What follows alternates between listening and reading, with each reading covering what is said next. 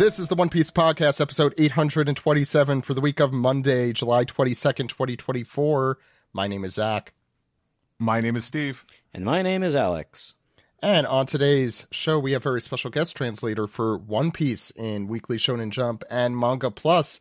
Stephen Paul is with us. How's it going, Stephen? I'm here again. I can't believe it, but I'm grateful. Every day we're we grateful get a for Stephen you, Paul. Zach.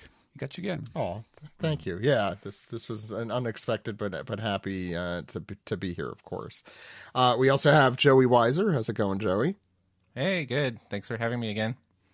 Of course. And our special brand new guest today is Derek, who is also known as Saltydkdan. Salty.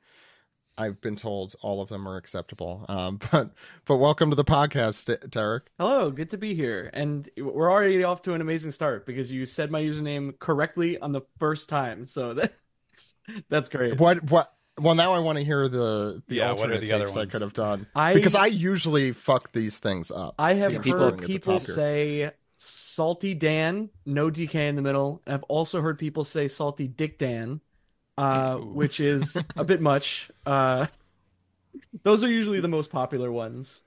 No salty Donkey Kong Dan. Surprisingly, yeah, that's the one I no. would have thought. Surprisingly, Or no. I Donkey mean, Kong some people do Dairy. point out the DK, and it's like, ooh, it's like Donkey Kong, and I'm like, I know, it's my initials.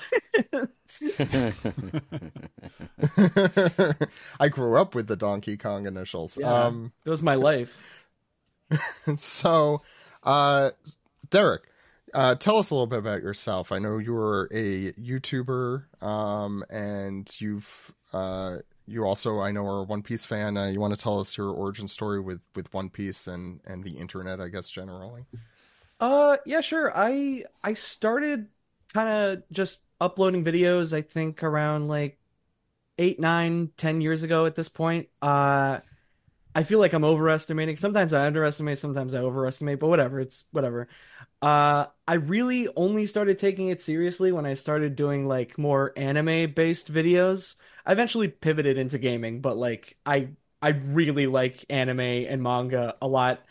Yeah, specifically my origin with One Piece was I think about 2 or 3 years ago at this point. I know it was around the time when everybody was starting to talk about like, oh, Luffy's got this new form. It's called Gear 5. It's so cool. And out of nowhere, all of my friends were talking about One Piece, and they hadn't talked about One Piece in like ages. And I was like, do I need to sit down and like catch up on the anime and read the manga? Like, what's going on?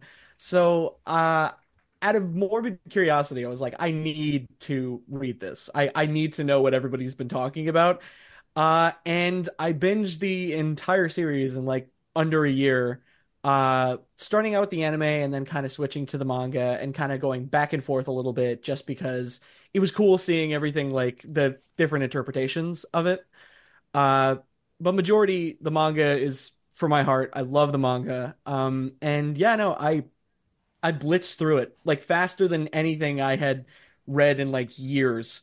It was especially funny because I remember when I was sitting down to get into it, I specifically was thinking about like, man, this is really long though. Am I really willing to give this a commitment? And then I just, started reading and then kept reading and then kept reading and didn't want to drop it. And I was like, why is it getting better every single time I sit down and read it?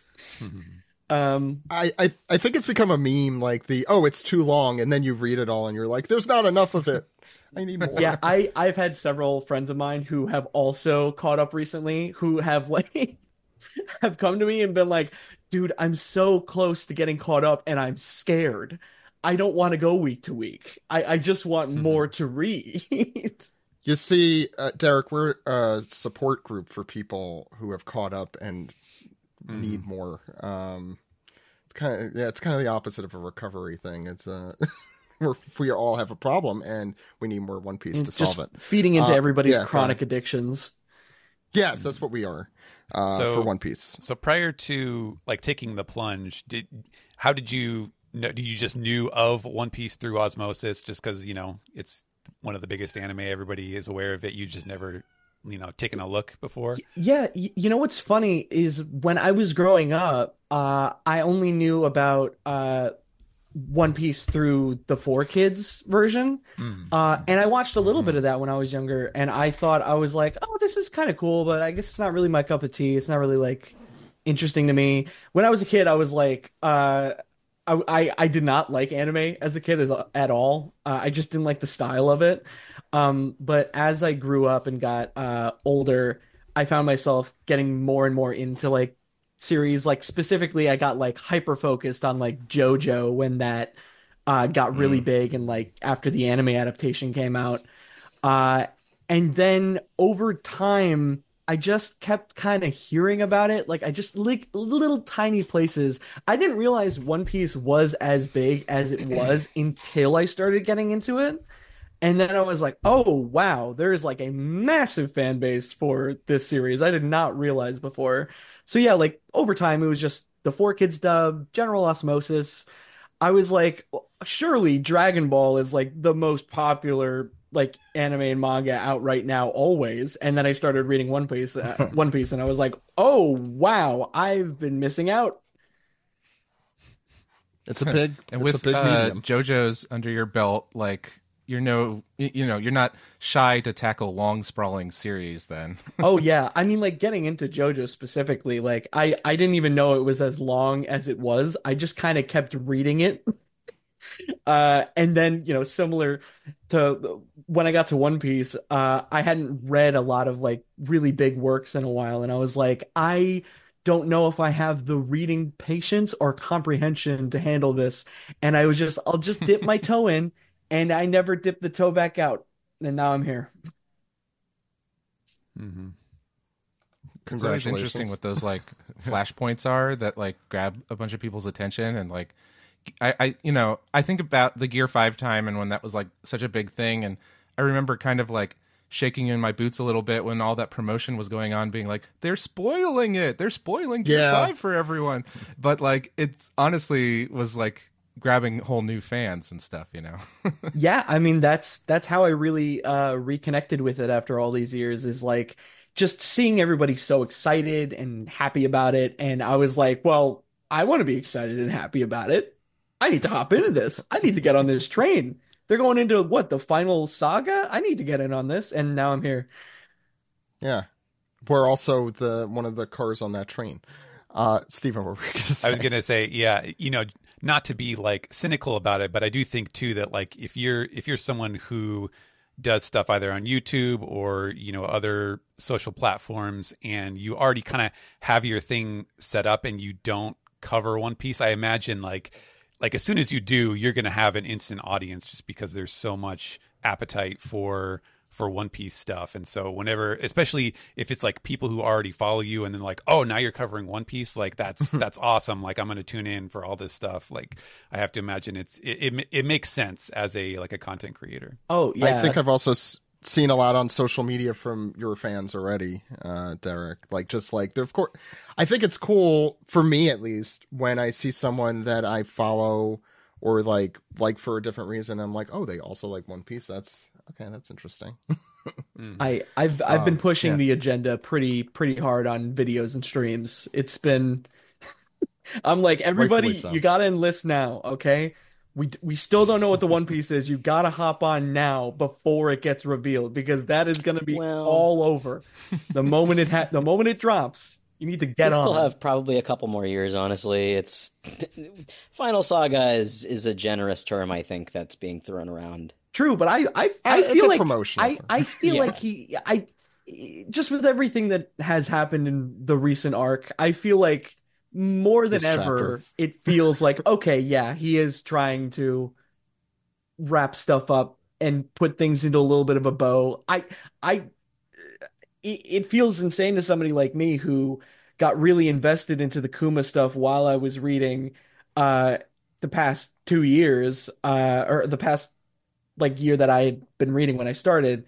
And then to see the moment I caught up, I was like, man, I wonder if we're going to get to learn more about the Kuma stuff. And then it literally happened next chapter. And I was like, yes, I got it into the perfect time. Nice. Yeah. I mean, that's very cool. And I don't know. I kind of am starting to disagree with Alex. I've always been the one to say that. Not to disagree with Alex, but Look, I'm not saying that this isn't the final saga. I mean, obviously things are wrapping up, but it's going to take more than like 2 years at this point. Oh, definitely. Yeah, but in the grand scheme of things, I do feel it coming together in a way that it certainly has never felt like before, especially in the last few months. Maybe this speech that's taken a few months, but on the other hand, this speech took a few months, so. You know, there's give and take there. Derek, we have questions to ask as well. If you get these wrong, you have to leave, unfortunately. Immediately. Understood. No, Understood. Yeah. So first, who is your favorite Straw Hat Pirate? Okay, so this is such a hard question. I know, that's why the stakes are so high. With other series, I'm like, oh, it's so easy to pick out my favorites. And then it gets to One Piece, and I'm like, Oda made everybody so likable, though. I feel like it's a little bit of like kind of a lame answer, but I feel like if I were to think of like my favorite, it probably would be Luffy. Like, Luffy's just great. I like him. I like how simple on the surface yet complex he is. I like that he's hilarious. I like how he's drawn. His design is great. And a lot of my favorite moments in the series are caused or directly involve Luffy in some way. But on cute factor, it would be Chopper. I love Chopper. Nice. Both good answers, so acceptable.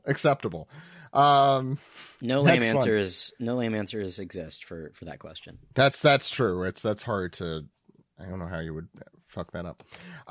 Next one. Who's your favorite antagonist or villain in the series? Okay. Man, that's I should have thought about this in advance and be like, okay, I got to figure this out. Absolutely should not. That would be against the principles of this. I think over time that's kind of like shifted back and forth for me. I don't know if you. I mean, I guess he's an antagonist. Recently I've been on a pretty big Mihawk kick ever since the live action came out. Because in my opinion, the way that the live action dealt with his character, I was like, oh, I might just be a Mihawk fan now. I did not think that was going to happen, but yeah, in my opinion, they did him really, really well in that adaptation, and it made me kind of go back and be like, have I always been a Mihawk fan? And I'm like, yeah, no, I have been. Close second would be Buggy. Something. Buggy, obviously. Again, just because he's hilarious, and every time that he's in the manga, I'm like, oh, everybody shut up. Everybody shut up. Buggy's back. I think they're both in this. Yeah, they're both in this chapter. So that's so far so good. I'm winning this week. Yeah. Well, who's your favorite non-Straw Hat who doesn't fit the antagonist category? So non-Straw Hat and non-antagonist, you're saying? Yeah. It's not like a villain, just a person existing. That is a really good question. I'm trying to like rack my brain real quick to like kind of nail There's down. a lot. There's at least 1,000. Yeah, I know that. There is a lot of characters in One Piece. It's pretty nuts. Specific with backstories. Yeah, I mean, I think Corazon. I really, really like Corazon. It took me a second, but I was like, oh yeah, no, that flashback destroyed me. Like that emotionally wrecked me. With I think a close second being recently Kuma has really rose up my ranks over time. Like I always thought that Kuma was really interesting, but having a lot of his stuff recontextualized with recent chapters and learning more about him and his backstory has really like humanized him in a way that I did not expect. I thought like there was gonna be, more information about him that came later, but I didn't realize it was gonna hit this hard. So yeah, definitely Kuma is a close second. Yeah, Kuma stock has never been higher. Yeah. Akuma's always been in like my top 3 of that answer. So I deservedly so now, certainly. This one I'm adding, I think a fan asked this last week, but I think it's a good question. Who is your favorite super obscure character? super obscure character. Okay, I mean, Yeah. he's not really obscure anymore. Who's like a weird character that, someone wouldn't really think of Yeah, that you gravitate Your towards? Glupshido. yeah, Your my Glupshido. current That's how I should ask Glupshido and my friend's Glupshido for a while has been oh my gosh, what is the name of Garp's second in command again? The guy with Bogart. Yeah, Oh, Bogart has Bogart's a been good answer. Bogart has been my friend group's collective Glupshido that we've kind of adopted. Uh, and when the live action came out, like we always like Yeah. talk up Bogart, and we're like, dude, Bogart's gonna do something crazy this chapter. He's gonna save Garp. Let's go. Doesn't do shit. And when the live action came out, and not only was Bogart in it, but he had lines and multiple scenes and like a character, we were flipping out. We're like, our Glupshido is relevant. Oh my god. Nice. Yeah. I feel that. I love Bogart. Yeah. Good answer. Last question.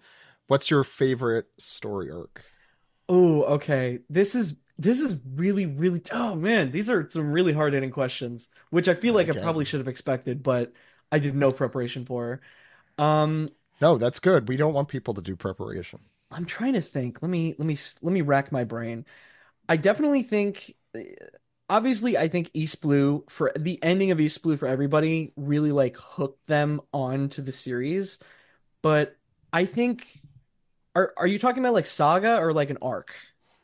That's totally up to you how you want to define it. There's always controversy in that definition, so Gotcha. I won't put my finger on the scale. I think that the most interested and engaged that I have been reading was probably during the like after the events of Sabaody, around like the Marineford and stuff like that arc. Yeah. I always knew that like the time skip was going to happen because it's just a very well-known thing. But when Sabaody happened, I did not realize the extent of how the time skip was going to occur, just that I was close. And seeing everybody get separated and going into Marineford and Impel Down, seeing Luffy, who up to this point has been surrounded by people that he loves in like a completely different element, with all of these interesting returning characters and like new dynamics, was probably the most engaged I've been with the manga. Especially with Marineford. Like Impel Down was like lovely. It was such a fun and interesting arc, and introduced a lot of characters that I really, really like.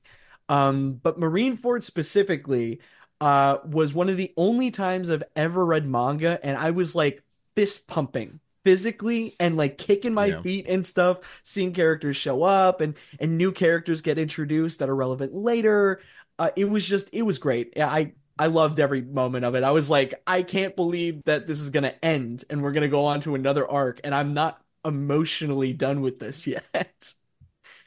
Yeah. It's like a real, in a way, this arc has kind of been in some ways like a comeuppance of everything before it. Yeah, it's the first time we see something like that, though. I give Oda like massive props for like a lot of stuff in this manga, but the fact that he made me care about Whitebeard, who I only knew for like a very small portion of time in the grand scheme of things, and he made me care so immediately and made me weep for this man who I only knew for a little bit, is so impressive. He was based off of a real guy, I remember. Really? And I'm sure that also helps that gravitas, right, Steven? I'm trying to remember the story, but wasn't a bartender or something that he knew? Oh, maybe I'm making this up then. If Steven I don't remember. That sounds familiar. Yeah. Someone he knew at a bar or something. Well, I think it was in an SBS. If I mean, I know that he definitely based Ivankov off of somebody, but that I know, and that's a different story. Different story. That person, unfortunately. Well, that's a whole other thing. Anyway, thank you so much for your origin story, Derek. Today we're going to go through chapter 1121. Which is titled The Upheaval of the Era, so I'm sure nothing consequential here. And also this week marks the 19th or the 22nd, depending on how you celebrate, marks the 27th anniversary of the One Piece manga. So this day in 1999, 1997. Oh my God. 99 was the anime. 1997 was when the third edition of Romance Dawn came out, the actual one. I believe it was the third iteration in Shonen Jump. So crazy. So if you're under age 27, you're younger than One Piece. So congratulations. I am by older, 1 year. By 1 year younger than One Piece. I'm by 10 older. Yeah. Dang. Younger. Sorry, I don't mean to be like an actual child in this call. No, we need children. Otherwise, it's all old people. Yep. It's all your fault. Okay, we're taking you on the hunting trip tonight. Yeah, that's what we do. We're gonna teach you how to fish and. Wow, how to not describe us in a couple sentences. Anyway, I'm trying to make us sound as dad as possible. Yeah, what else? You succeeded. I think I got it. Thank you. Yeah. Sorry, there's too much uncomfortable silence. I just didn't want to talk over your amazing bit. I didn't want to shift away from it. Oh no, Oh, thank wow, you, thank you. wow, I'm just used to just the silence. It's like okay, time to move on. So let's get into the manga on that note.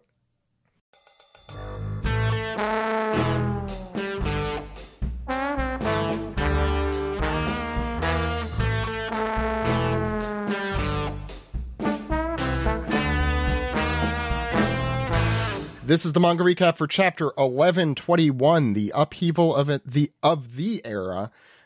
You can read this chapter and all chapters as soon as they come out at Shonen Jump or Manga Plus at shonenjump.viz.com or mangaplus.shueisha.co.jp. Steve is going to be starting us off. There's a lot of cool stuff, including the cover of Shonen Jump. Steve. Yeah, we have Luffy, Nami, Chopper, and Usopp all dressed overly fancy. Going to like a gala, maybe? I don't know. Fancy birthday party. Yeah, Luffy's got a yellow feather coat, but he's got a bunch of chains, including a whale pendant, a steering wheel pendant, sword collar. They're not cufflings, I think. I forget what they're called, but help me out here. Nobody? Okay, yeah, and they're fancy. I think those are Those cufflinks. represent the other members that aren't there. I don't know. Possibly. Oh, yeah. yeah. I never Oh thought yeah, about you that. can see I believe two swords representing Zoro, most likely. Mm-hmm. What about the third? Oh yeah, Maybe not. maybe not then. Maybe maybe there's like like- two sword style guy that's just out there. You get a little You mean little other feather sword? boa, kind of looks like Brooks' little thing. that he Oh, wears. yeah. Yeah. true. Usopp in a purple top hat, making That's, chocolate, of course. He's halfway to Matthew Lesko. Hey, dude, that dude lives in my neighborhood. I know. You've Yeah. mentioned it before. Oh yeah, I'll mention it again. He celebrated his 80th birthday. He gets you money from the government. Yeah, I saw him at the ice cream shop once around in Bethesda, I think. Yeah, Um, kind of weird looking guy. yeah. Oh, really? Was it the fact that he wears like a big bright suit with numbers on it? Oh, he doesn't wear it anymore. He wears like a jumpsuit, like a Jim Carrey Riddler, like skin tight Okay. jumpsuit now. Take a So step still back. Riddler. Yeah, still Riddler. Yeah. Anything else about the cover of Jump? Hey, it's fine. Yeah. Yeah. Yeah, It's good. It's Luffy. Be a fun and cosplay, I'm friends. sure. It's fine. Yeah, Let's get into this this color spread. I think it's good. I think a lot of people are shitting on it, but I like it. I'm Well, shitting on it yeah. because the alternative was so much better. The biggest thing was, we saw the process video, and he got very far into a He did. concept that was so endearing. It's like, oh, isn't this cute? The family's putting a Yeah. model, and then Sexy. And I don't know. And then, like, I don't know. I guess it was his flagpole must have been at full ass salute or something. He changed his mind. What? I wonder if it was an editor note. Like, this you isn't could sexy tell- enough. You could tell the exact moment in the time lapse that he was like, "Oh wait, I know what I'm doing. Yeah. Forget about this." Couldn't he have He just had waited for reworked the that. next one? Like, I don't understand why. might. couldn't- He Take was the other one. he might. had an original idea for the Springfield Elementary Puma Pride mural, and his editor said, "No, follow my instructions on the napkin." I mean, everyone like says like, and you know, I see why this would be the case. Like, he suddenly got horny and drew Nami instead. But like, I do think this color spread is much more dynamic and eye catching than the other one. Yeah. Sure. And But you can it's- see him trying to push the composition of that one, the old one, over and over again, and never quite nailing it. Like, I Yeah. think that was maybe his frustration more and more, was that it was just turning into kind of a nice drawing of the Straw Hats. And I loved that illustration. Don't get me wrong. I thought Yeah. it was so cute. Yeah, it and I was loved good it. looking. And if he had finished it, I would have been like singing its praises. But I think something was just sticking with him, that he was like, this isn't quite nailing Yeah. it. And then to this one's credit, and you know, this can also be credited to just like, you know, Sexy Lady, but like, I Summer almost never calendar, see leaks color of the spread. color spreads. But like, this popped up in my timeline on various same. social medias like 4 or 5 times over the Yeah. last couple days. I checked my So- Facebook and all those shitty pages that they throw in your face. Like, it was one after the other, and I did that- wind up seeing that before for it came you out, unfortunately. bullshit. Yeah. Mm-hmm. Yeah, so that's irritating, but it does show that like people He was are onto excited something. about it. Yeah. Yeah. So my issue I- with I- this, it's that Steve. Correct me if I'm wrong. Isn't there? isn't this the she's same- showing too much skin. Oh, I know I'm the daddy of it. I know, put but some the clothes on, young lady. guy. That's Yeah, what I'm Zach's got saying. a Button daughter up now. I have a daughter. Button up those shorts. No, what I was going to say, the problem with this one is that it's the exact same concept as another one with the giant Nami eating the ice cream. It's not the same. No, It's not the way. same, It's not but the it's- same thing, but the maybe same this concept. like no, it's lore. This is One Piece lore. Like it's Nami with 2 A's, like Luke with 2 U's. Bigger Nami, yes. Bigger Nami, yeah, Bigger Nami. The Adventures of Bigger Nami. Yeah. yeah. She's a whole separate character. Sorry, Steve. Go Nami. ahead. I will say, with the previous design, I wouldn't be surprised if he looked at it and he realized, like, this is going to take me way too long. Yeah, I wonder if he kind of doubled back and like, let me do something, because most of the rendering here really, well, I mean, there's still a lot of detail in the other characters too, but like Nami takes up the majority of the 2 pages here, and that's a lot of the work done. I'm looking at my my browser now. I read the chapter on my phone this morning. I kind of like the way the colors are looking on my monitor a little bit more. Yeah. Like, I think phones tend to definitely saturate the colors, and I think because when I look at like Nami's skin, I'm like, I think he went a little too hard on the pink, so the shadows don't look natural. At least like I love the shading on her face, though. yeah, It's- me too. I was It's just thinking interesting about to that. have her facing away from the source of light, so she's not like getting it full in the face. It's mostly shaded. It's interesting. yeah. Yeah, it's a little like, it's not like super well blended, and so it looks really harsh. But I like the colors, and I like it on, like I said, I like the shading on her face. I think that's cool. Yeah. A lot of people, like, I think it's really funny that a lot of people say that. Look, I'm not trying to reopen Pandora's box here. That Oda can't draw women. Yes, he can. He just chooses to draw them the way he the does in the same one. manga. But I think this is a good example of him actually knowing how to draw women. And I think that, like, the inside flaps of the volume jackets are a good indicator of that too. Like, he knows his way around, like, how to draw. Yeah. Yeah. No, he does. He just and doesn't I- care sometimes. I happen to do, and I like the shading on this a lot too. I think it's really nifty, and I don't know, like with all the Straw Hats sort of festooned around her, just like little tiny ones. I kind of love that. It's a little different. I like Robin looking up and saying, my sunglasses look great on her. Yeah, Oh yeah, those are her. they're too big for me, but Nami really Yeah. grew into them. Yeah.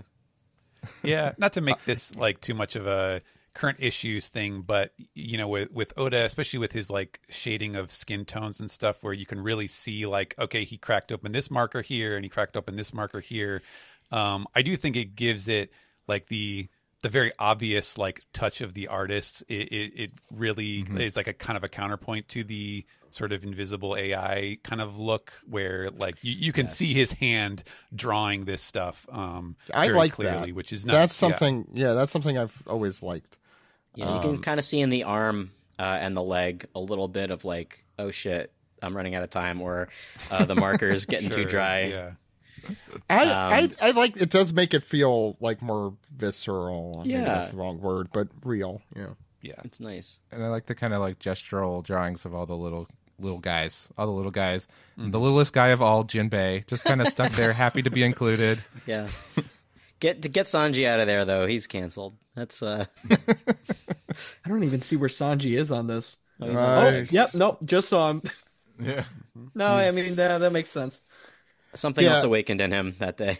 I like the idea of Jinbei like coming up like like Ace, like Poochie in The Simpsons, just like like a very 2D low res kind of. Oh, just like dragging the image up. Yeah. Hi, Steve. What's going on the first page of the chapter?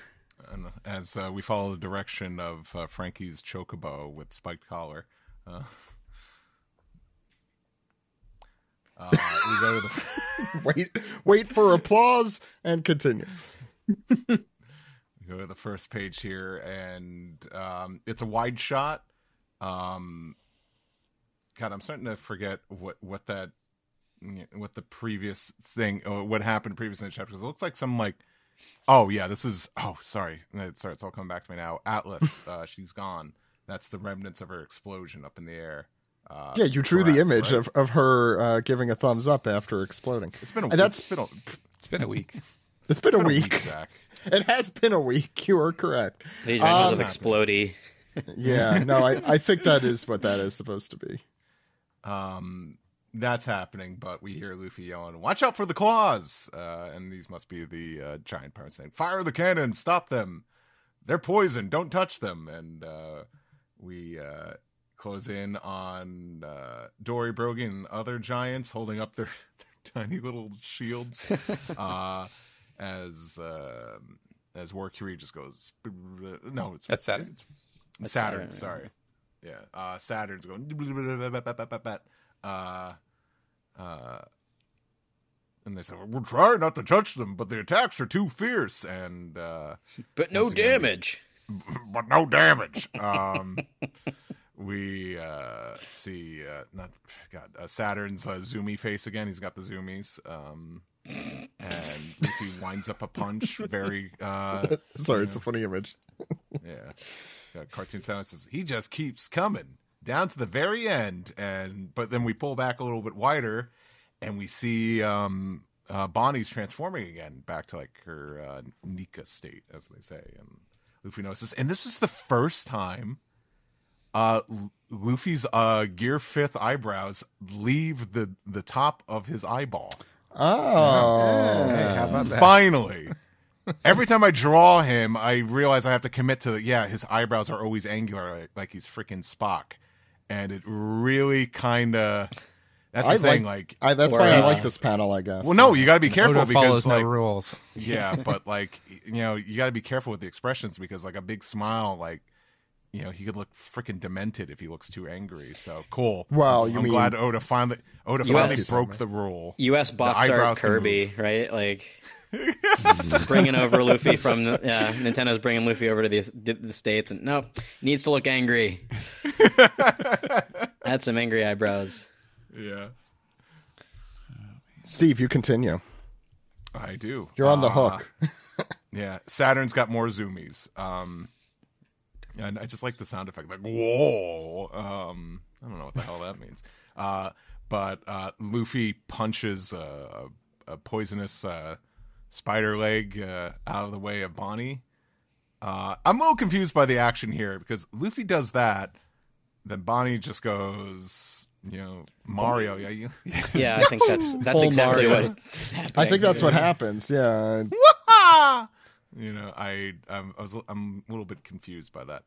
Well, I think she's winding up for her attack that comes later here, right? That's what I assume. I don't know. This was The action in this chapter, yeah, we could talk about the end, but yeah. And Saturn says, Bonney. Bonney. And There it is. She's wheezing. Yeah, she's like a Dom DeLuise character. And I'll stop with these stupid references. Said Steve never. And That's how you talk. Yeah. And Luffy says, "That's it, Bonney. You do it." And then we cut to somewhere. I don't know where exactly this is. Is this Logtown? Logtown. It looks like Logtown. Yeah, it's Yeah. Logtown. Yeah. It's on the Yeah, you're right. It's on the execution I stand. think it's because seeing where these pages go, I think I'm like, this has to be a place of significance. So it's Logtown, and we see on their big Times Square TV screen, Vegapunk's speech continues. He says, "One day the memories of the Void Century will be recalled, and mark my words, that day is coming." And then we go to Shirahoshi down at Fishman Island, and we hear the sinking of the world's continents. And we see Vivi. And he says, "It was a man-made disaster brought about by weapons." And I'm sure this popped many here at the podcast. Yeah. We go up there into the sky, and we hear weapons which by someone's design still exist today. Well, let's talk about... Is this like the first time we've seen Skypiea outside of a cover story? Outside of a cover story, I believe so. Yeah. But first time in ages I can remember Oda ever like cutting up here. Well, outside of like there was Odin's flashback and all that, but this is like we see Konus here and Isa and Nola. and Kamakiri. and Nola. Nola? Yeah, Nola, That's right? Nola. Snake. You said Wiper? Greeting Wiper, Genbo, Katakuri, not Katakuri, Kamakiri. And Easy to confuse. The other one. The guy who Zoro fights. What's his face? Brahm. Yes, Brahm. He wears a beanie.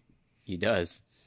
But I don't know if I doubt they're hearing the broadcast, obviously, because I think they'd be watching. But I can't help but feel like, oh, this is intentional to show Skypiea. But we'll talk about that more at the end. I thought like this whole page felt very intentional with like whose face was popping up with what dialogue, but yeah. Absolutely. Mm-hmm. Exactly, yeah. So I mean, the thought sinking for Shirahoshi, it's obvious. For VV, the Pluton thing was the whole Alabasta art. Alabasta, Yeah. Yeah. And then Skypiea is in the sky. Oh, Sky weapon. or maybe it could even be. Well, I guess the ancient weapons were talked about on Skypiea, but maybe someone's design thing with Skypiea is also possible. The Sky Islands still don't make a ton of sense, even in the One Piece continuum. Joey, I think you're up. Sure, but first, do we know what this guy's jacket says? It looks like End Poke or End Poke, his favorite I don't poke know. place. Yeah. End Poke. Oh, in Logtown? Yeah. Yeah. Yeah, I have no idea. I can barely read that. It's very scratchy. Yeah. And there's a little bit of Kana time. Razu or something. Does that Yeah. mean something? Kanarazu means without fail, right? Yes. Yeah.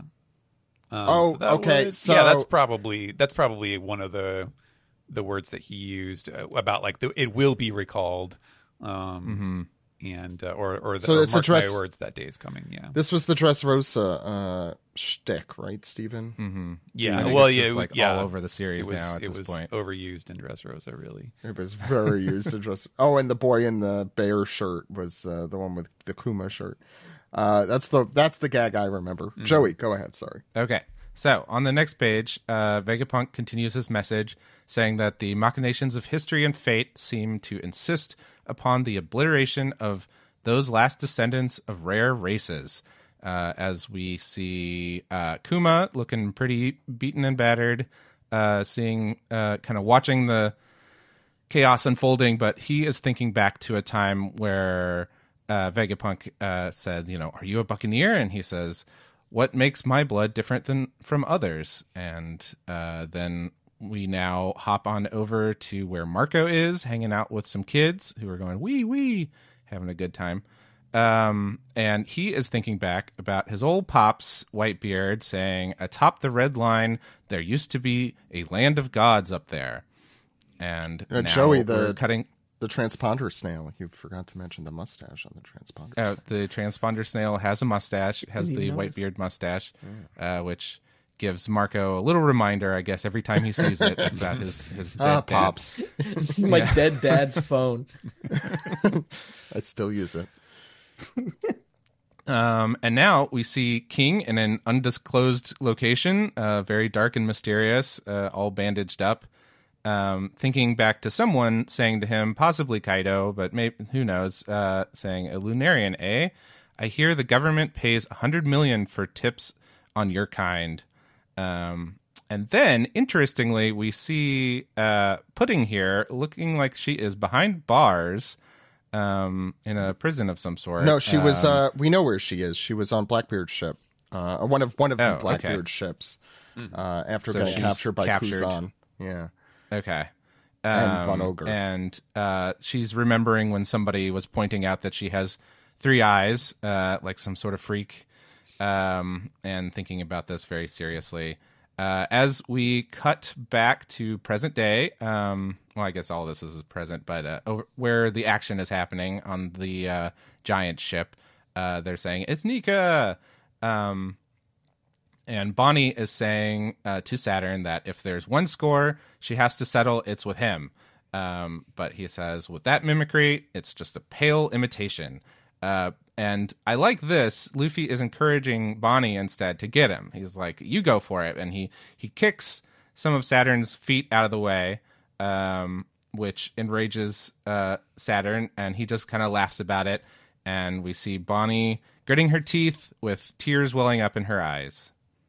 Before we leave this page too, I mean, I guess the artist could tell me better, but I like the juxtaposition of Kuma in the present day and the past, right above and below each other, kind of similar. Yeah, that's really good. Yeah. Was going to definitely forget that if I didn't mention it. On the next page, we get what feels like one of those like arc ending, like these were the stakes of this arc, and we're kind of getting some catharsis out of it.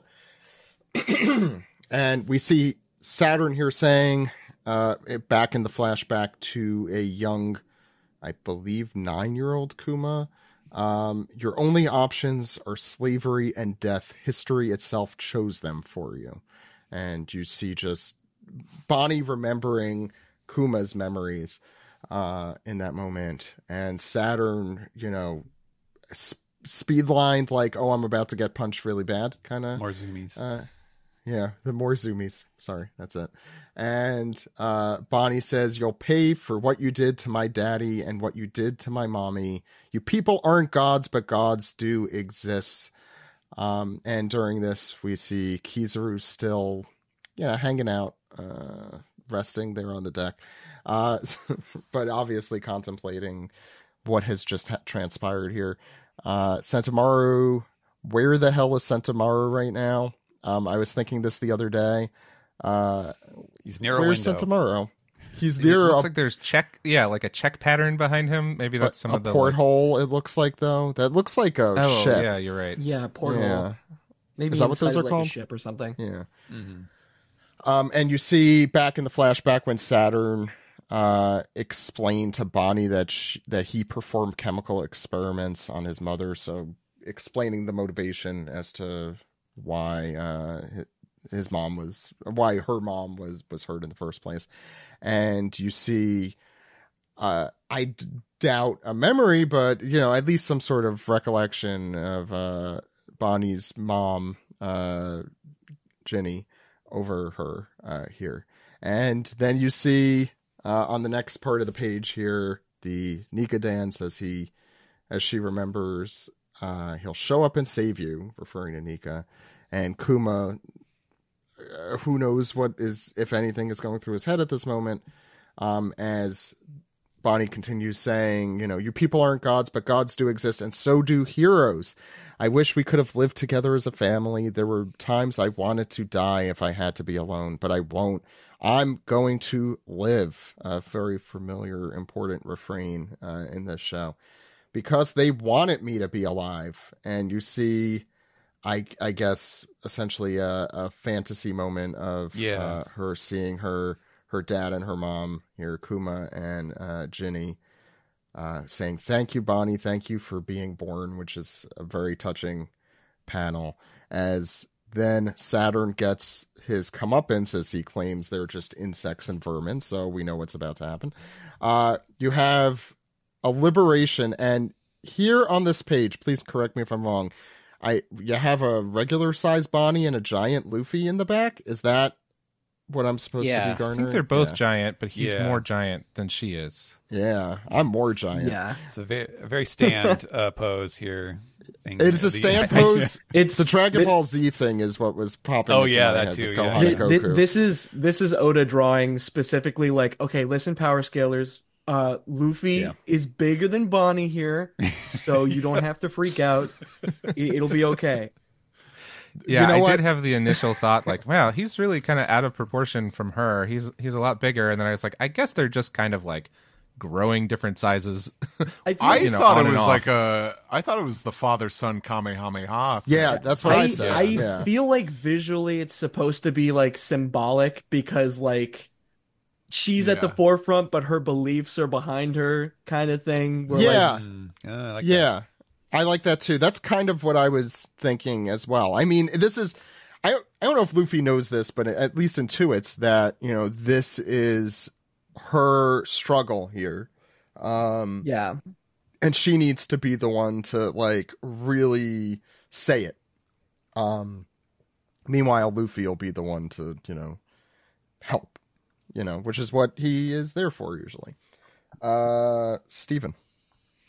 All right, and on the next spread, we get some more of Vegapunk's speech overlaid over some other random folks. As he says, "If the worst should come to pass, I want you all to take care of yourselves." As we see at Water 7, Iceberg, his secretary, Tileston, and looks like Lulu's tattoos in the back, I think. What's the secretary's name again? I was trying to remember that, and I cannot remember what is his it, Caroline or something. It's something very simple. It's like not, which is why I can't remember. Yeah, we just also got it Oda boxed like earlier. Oh, in that's this, right. Yeah, I believe her name is Alice. I think you're right. Yeah, I definitely didn't Google that. It was there it is. Was it Alice? I think it was Alice. It was the Italian pronunciation. Yeah, yes, that's right. That's right. Yeah, I did not know actually, that. yeah. Oh, okay. Romanized name is Arice. Yeah. Yeah, because we had our Italian friend on that week. Oh, we did. You're right. Yes.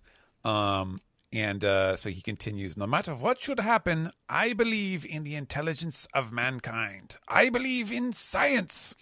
And we see, speaking of science, Caesar Clown and Vitsmuk Judge yelling at each other. Evil science and good science on the next panel. Yeah, sharing a very passionate moment. Next, they will kiss. And finally. Followed by Hardas and the other magicians from Witheria. With his, he's even got a smoking potion there. It's pretty funny. And then yes, rounded out by the belief in science as we see the sort of smoking bottle that is at the base of the Labo phase on Egghead. Although it doesn't look very good right now. There's a lot of fire and destruction going on around it. And then, kind of oddly, this is one of those things that, like, just because of the physical orientation doesn't really work in English, because it was originally covering up the letters in the upper right. There's a little introduction of static to the message, and it sort of bleeds over the start of his message, and so it's, Roger died 25 years ago. Whitebeard died 2 years ago. But the fall of these legends was merely the prologue of a new era. And we see, I think this is the only time we see it in this chapter. We see Emmet the robot facing off against Workyuri. He's going to do something. Yeah, he was going to do something. This was supposed to be the week of Emmet. But no, we'll Next week, Emmett heads. Next week. next week when we don't have a chapter. Oh yeah, I forgot it's break, right? Yes. Yep. Dang, week after Emmett heads. Stay It's strong. always It's coming. it's always strong. it's always Emmett for structure week. All the time, every week. Jesus. Sorry, that was forced. Yeah. And then we get the follow up from the Liberation Nika Punch as Bonney. She throws the biggest fist, like kind of smack into Saturn's face here, but Luffy is behind her. You can really see the difference in scale here, where Luffy is significantly larger, and he is doing a big old Gatling and just hammering Saturn on all the surrounding areas. So by their powers combined, they are taking out Saturn. So one more. Sorry, Alex, please. This is sort of like the equivalent of when your younger sibling wants to play video games, so you just give them the other controller while you play a single play. Yeah, That's totally it. I just another forced joke. It's a Nikamehameha. That's fun. I really hope that the eventual anime adaptation of this scene, this beatdown, is like a minute straight. This is gonna be like 10 minutes. This is all I've ever It's gonna wanted. be really long. I need to see this old man get the tar beaten out of him for like 2 minutes. I agree with them. That's I could watch that all day. So Alex, yeah. the aftermath of that is Gramps is full of holes. He's a holy mess. Yeah, so I guess what happens here is Luffy basically punched him full of holes, and I think Bonnie's impact might have been what sent him flying. But it's kind of gross looking. You see like pieces of him go flying. Mm-hmm. Like it's one of the more visceral KOs we've seen in the series, and I think it's enhanced by the fact that Saturn can heal himself, I suppose. But it's pretty gnarly looking. I love it. Looks great, especially juxtaposed with the giant ship in the background.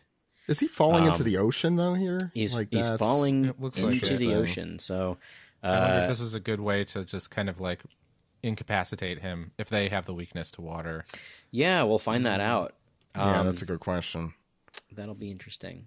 It's also kind of the same, like the way that he's taking damage looks a lot like what we saw happen to Nojiko and stuff. So this is definitely something to do with like their weird demonic forms.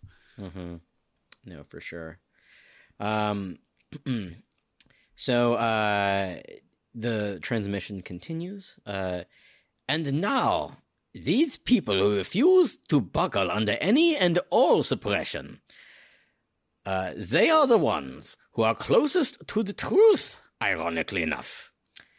That's the full. That's that full sentence.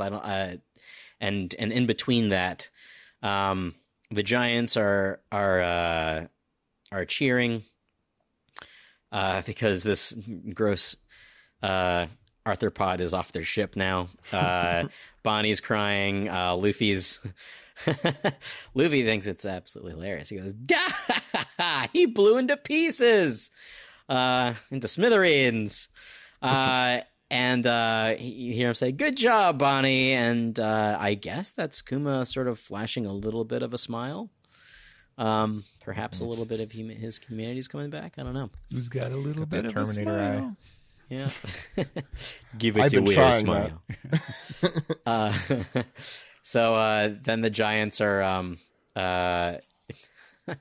one of my favorite things about the giants when they were in Little Garden is that it seemed like they were always smiling, like that was just their default face, and they still kind of have that. Duranberg, you're saying, "Look, isn't that your ship?" And we see a really cool shot of the giant ship from like a worm's eye view, and we see a little sort of blip that's the Sunny at the very top, and it's sort of hovering. Well, not really hovering, but it's sort of falling to the giant ship right below. It's the Sunny, someone says. as the ship is falling, Jinbei, the ever the helmsman, is trying to steer, but I don't think it's doing him any good. Chopper's holding on for dear life, and Usopp's, of course, freaking out, saying, falling, dying, help, falling, dying, help. And Zoro's holding onto his sword, maybe to prepare for some sort of wave attack to keep them. It looks like he notices something, right? Maybe. I don't know. He's pretty sharp. Maybe I wonder if the wheel like control if it's one of those games where you can control the car after it flies off the jump, even though it doesn't make any sense. But yeah, maybe Jinbei. Yeah, believe it or not, this is the last I think we see of them in this chapter. So yeah, I mean we don't know. We're pretty close to the end. Yeah. Anyway, so what Vegapunk says, I'll retread that. He says, these people who refuse to buckle under any and all suppression, they are the ones who are closest to the truth, ironically enough. Then perhaps it was Roger who sent them there. So something gets staticked out a little bit. Maybe another important detail that we're meant to not hear as we move on to the next page. And speaking of Roger, we see the moment where faced right behind the execution weapons on the stand, he says, "My treasure, why, it's right where I left it. It's yours if you can find it. I've left everything in the world there." Which of course is the line that we all love and remember. But you may notice, if you keep track of such things, that I actually adjusted this because this is on the very first page of the manga, and way back when in 2002 or whatever it was when Viz was starting up this series, I think with the adaptation rewriter and stuff, they looked at this phrase of like, I've left everything in the world there, and said that doesn't really make any sense. Let's just rewrite that. And so it was originally in the Viz manga. I think he just said, you'll have to search the whole world to find it, which is a very different thing. And we don't really know exactly what Roger means by this, but it seems important. So I was basically like, all right, you know what? This is going to clash with the, that chapter 1 thing, but I think it's too important to, pass up this opportunity. So I kind of reverted it back to what it probably should have been. We all know that what Roger really says here is, I left it all in one piece. Yeah, that's it. That's true. That's another one. Every time the word One Piece is brought up in the manga or the anime, I just start clawing my eyes out of excitement. Yeah. Luckily, it won't happen anytime soon. And Thank God. Thank God. I need my eyeballs to read more One Piece. Yeah. You do. You shouldn't do that. Yeah. And we cut to, speaking of Roger, people who knew Roger, we are here in Shaki's Ripoff Bar, where Rayleigh is still passed out on the bar there, and Shaki is putting a little cloak on his shoulders. You're going to catch a cold, Ray, even though it looks like he already has a hoodie on. He also has a snot bubble, so I like... Yeah, it's his sleep bubble. He's sleeping. Okay. And then some unnamed pirates here, just regular pirating folk who are cheering, "Woo, Vegapunk, I like the sound of what you're saying." And we also cut to the pirate island, Fulled, the hideout of Emperor Blackbeard, where the people left behind there are like, "Is the Commodore's crew back yet or what? I just can't wait around like this." So everybody is feeling antsy. They all want to get moving. And then we see... that island has seen better days. Yeah, there's a huge, big old crack right down the middle of that skull. And then we see the Red Force, which is Shanks's ship.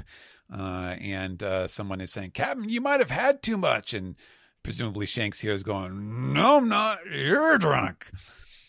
So he apparently, like Rayleigh, is perhaps in his feelings right now, and all of this is framing Vegapunk's continued statement, where he says, "The person who winds up with it may not be the one Joy Boy desired."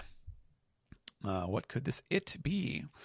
We then go to we're going through all of the Emperors of the Sea here, the 4 Emperors, and now we are at Empty Bluffs Island, which is where Buggy's delivery was and where Cross Guild is now.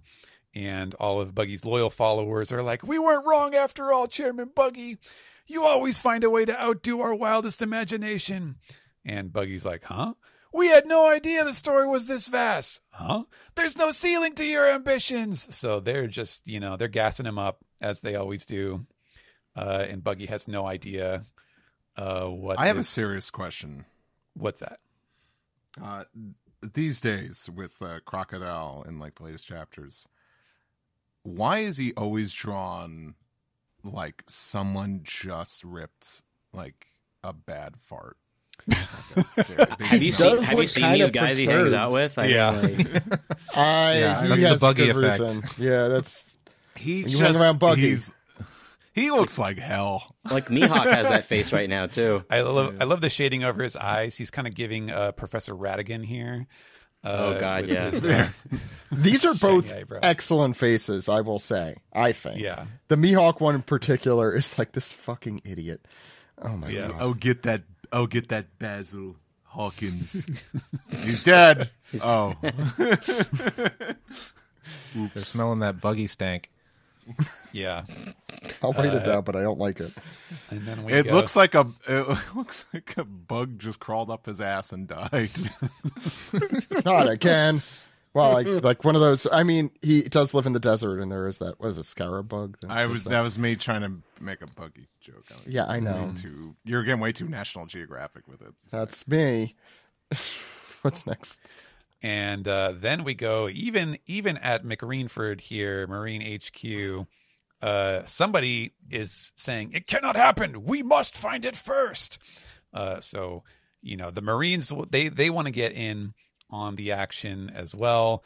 And someone presumably I think this is Akainu is saying, then who's going to save the people? Think, idiots. So yeah, people are getting carried away over at the Naval HQ. And Vegapunk continues, there is no stopping the tide. The fate of the world now rests in the hands of the one who finds it. And we slowly back away from Egghead. Or maybe we're approaching Egghead. Who knows? But it is far in the distance. It's just a bunch of choppy seas and ominous clouds. Derek, round this off. And then continuing off of those last 2 speech bubbles, where it's like the fate of the world now rests in the hands of the one who finds it, and then it goes into the last 2 pages, the person who lays claim to the One Piece, and it shows a really, really cool 2-page spread of Shanks, Luffy, Blackbeard, Buggy, and then on the bottom, interestingly, a couple of faces that I wasn't expecting to be on this page, but I'm excited about it. Akainu is on the bottom right, followed up by Dragon, a mysterious silhouetted figure with the sword that I don't recognize, Emu, and then we have Kobe, the boy, Aokiji, Saint Figurlin Garling, and Sabo. And I feel like the layout of the bottom panel specifically also feels kind of intentional because it feels like certain parts are kind of mirrored in an interesting way. Yeah, that's true. I'm surprised. Well, I guess you could have mirrored Kuzan and Sakazuki, but interesting stuff. Guesses on the silhouetted man or woman or person? I have no idea. I've been seeing people like kind of hypothesize on it, and not to start with my agenda again, but that could be a Garp's right-hand man right there. That could be Bogart. Yeah, it could be Bogart. This is how he gets brought back into the fold. He's been introduced ages ago, and now he's coming back. Steven, the first thing that popped into my head, and I think it's because of the SGS, which is what we do during our off weeks, Steven and Greg, the live action series advisor talk. And Steven, I remember, I think it was Greg who said something about like Zabek is probably, Roxy Zabek is probably still alive. Yeah. And I know of people in the manga, the favorite of the hypothesizing community, whatever they want to be called, are Zabek and the man with the burn scar. Yeah. Yeah.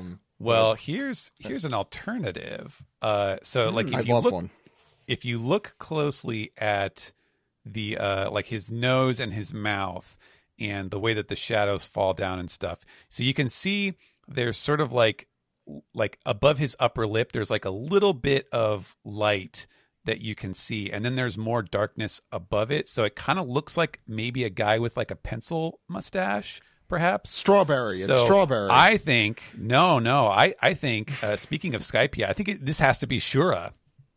He's back. He's back. Well, I know you're joking here, but if you look at the nose, you see some divots. Maybe it's Eneru, and he uses a sword now. And he has an electric sword. Yeah, I mean, that would go crazy. that would be pretty good, actually. I would have said Geen if we didn't have that panel a couple weeks ago. Yeah, maybe it is Geen because he does use a sword now. He does have a cool sword. Geen's coming back. Oda has been really like showing like alongside the big projection with like, oh, here's what the will of D might mean and all this stuff, and showing the reactions of the people all over the world. I'm shocked that we haven't gotten at least a joke panel with Eneru sitting on the moon just kind of staring at the planet, but maybe next chapter. I think the absence of people coming up speaks volumes. Yeah. I would love for this silhouetted guy to be the long-awaited guy with an eye patch, but we shall see. Yeah. So thoughts? Alex, go ahead. There's a lot of talk about Shanks' potential twin brother or something. What? It does. I've never heard of this before. What? I never heard somebody that said either, that to me, and my eyes rolled so hard that I hit my head on the ground at first. But then somebody showed me that panel of them talking about the like holy knights and how there was a very Shanksy looking guy in the silhouettes. And I know we're not all supposed to like trust silhouettes anymore, but no, it does kind of like. It always was kind of like, why does this silhouette look exactly like Shanks? And I could see a possibility where Oda goes in that direction. Yeah, I thought it was that was Fingerling Garland, whatever the hell his name is, Fingerlicking Garland, was Fingerlicking Garland. I think this is chatter in the Discord, but we're like, I think some of the evidence that people are bringing up is the line "Watch this, children." As if he's Seymour Skinner,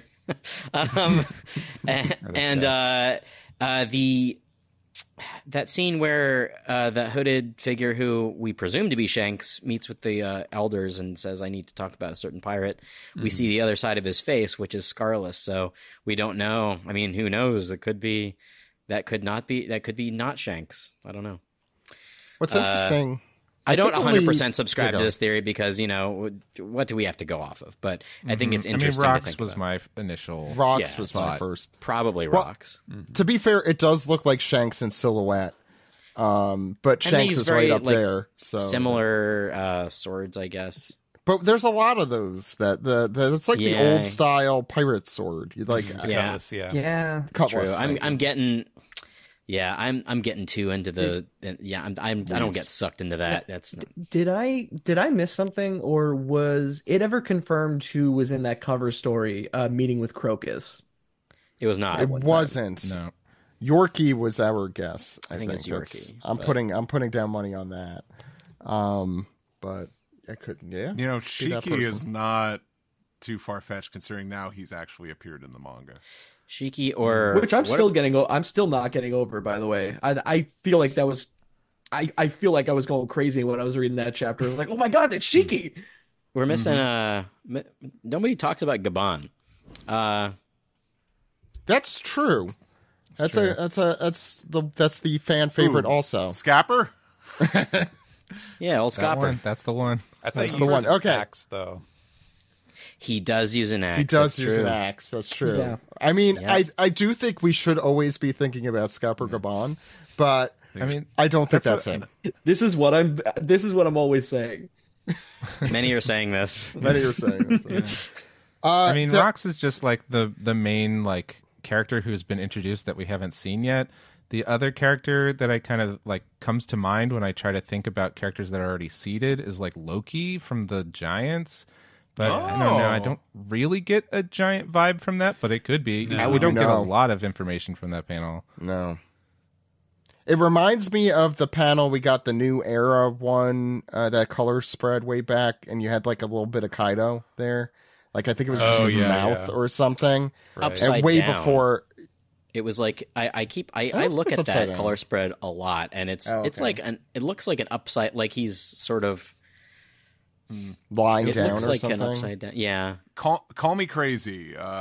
crazy. But thank you, thank you, Joey, for bringing up the Loki thing. You know, I'm like looking at him. I'm like, oh, it's like when I look at his nose, like, is he wearing a helmet similar to the one that Dory is wearing? Yeah, maybe. Oh yeah. And it looks like he's got some sort of gauntlet too, like some sort of fingerless gloves. Yeah. I mean, I'll say, no, that's the shadow. I think that's the shadow. Yeah, the No, he's side of the a sword. teenager and he's got his sleeve pulled up to his hands. So he feels that's what I thought. That's what I It's the thought at first. '90s. he's got the Nintendo Power Glove on. I so wish. bad. He's going on. No, I think the Loki is a really good dark horse here. Dark horse, yeah. Particularly Yeah. particularly because I think I said before, this kind of feels like this is an arc kind of summary chapter. Like we're really like getting to the end of this. That's what this feels like. So why not do what Oda usually does and foreshadow the thing that's about to come next? And Elbaf, as we know, is probably that. I'd be shocked if it wasn't. But I've been wrong many times. Anyway, thoughts on the chapter. Derek, what did you think of this one? Oh, I really liked it a lot. It definitely feels like kind of what was said earlier with the big 1-page spread of the punching. It kind of feels like this is the climax of the arc, and now we're kind of like getting into like the downward tilt towards like the resolution and then transitioning into the next arc. Those punches were a long time coming. I was very, very stoked to see him get his ass beat in the chapter and him getting torn up and possibly tossed into the ocean, but it's kind of unclear at this point if he's gonna. I think it would be good if he died, but it's also One Piece, so we didn't see him hit the water, and even so, like, we've seen Devil Fruit users go in the water a couple of different times, so it doesn't really say much when it comes to like if he's gonna come back in some capacity or not. But I feel like if Oda was like, oh, I'm gonna kill off one of the 5 elders, like you could do it easily with this and people would not complain. Any other thoughts, Derek?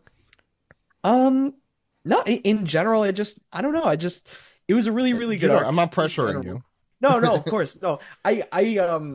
This entire arc has been easily became one of my like new favorites. I feel like I say that with every arc, but I think this one specifically, this one was the one that I caught up to when it was week to week.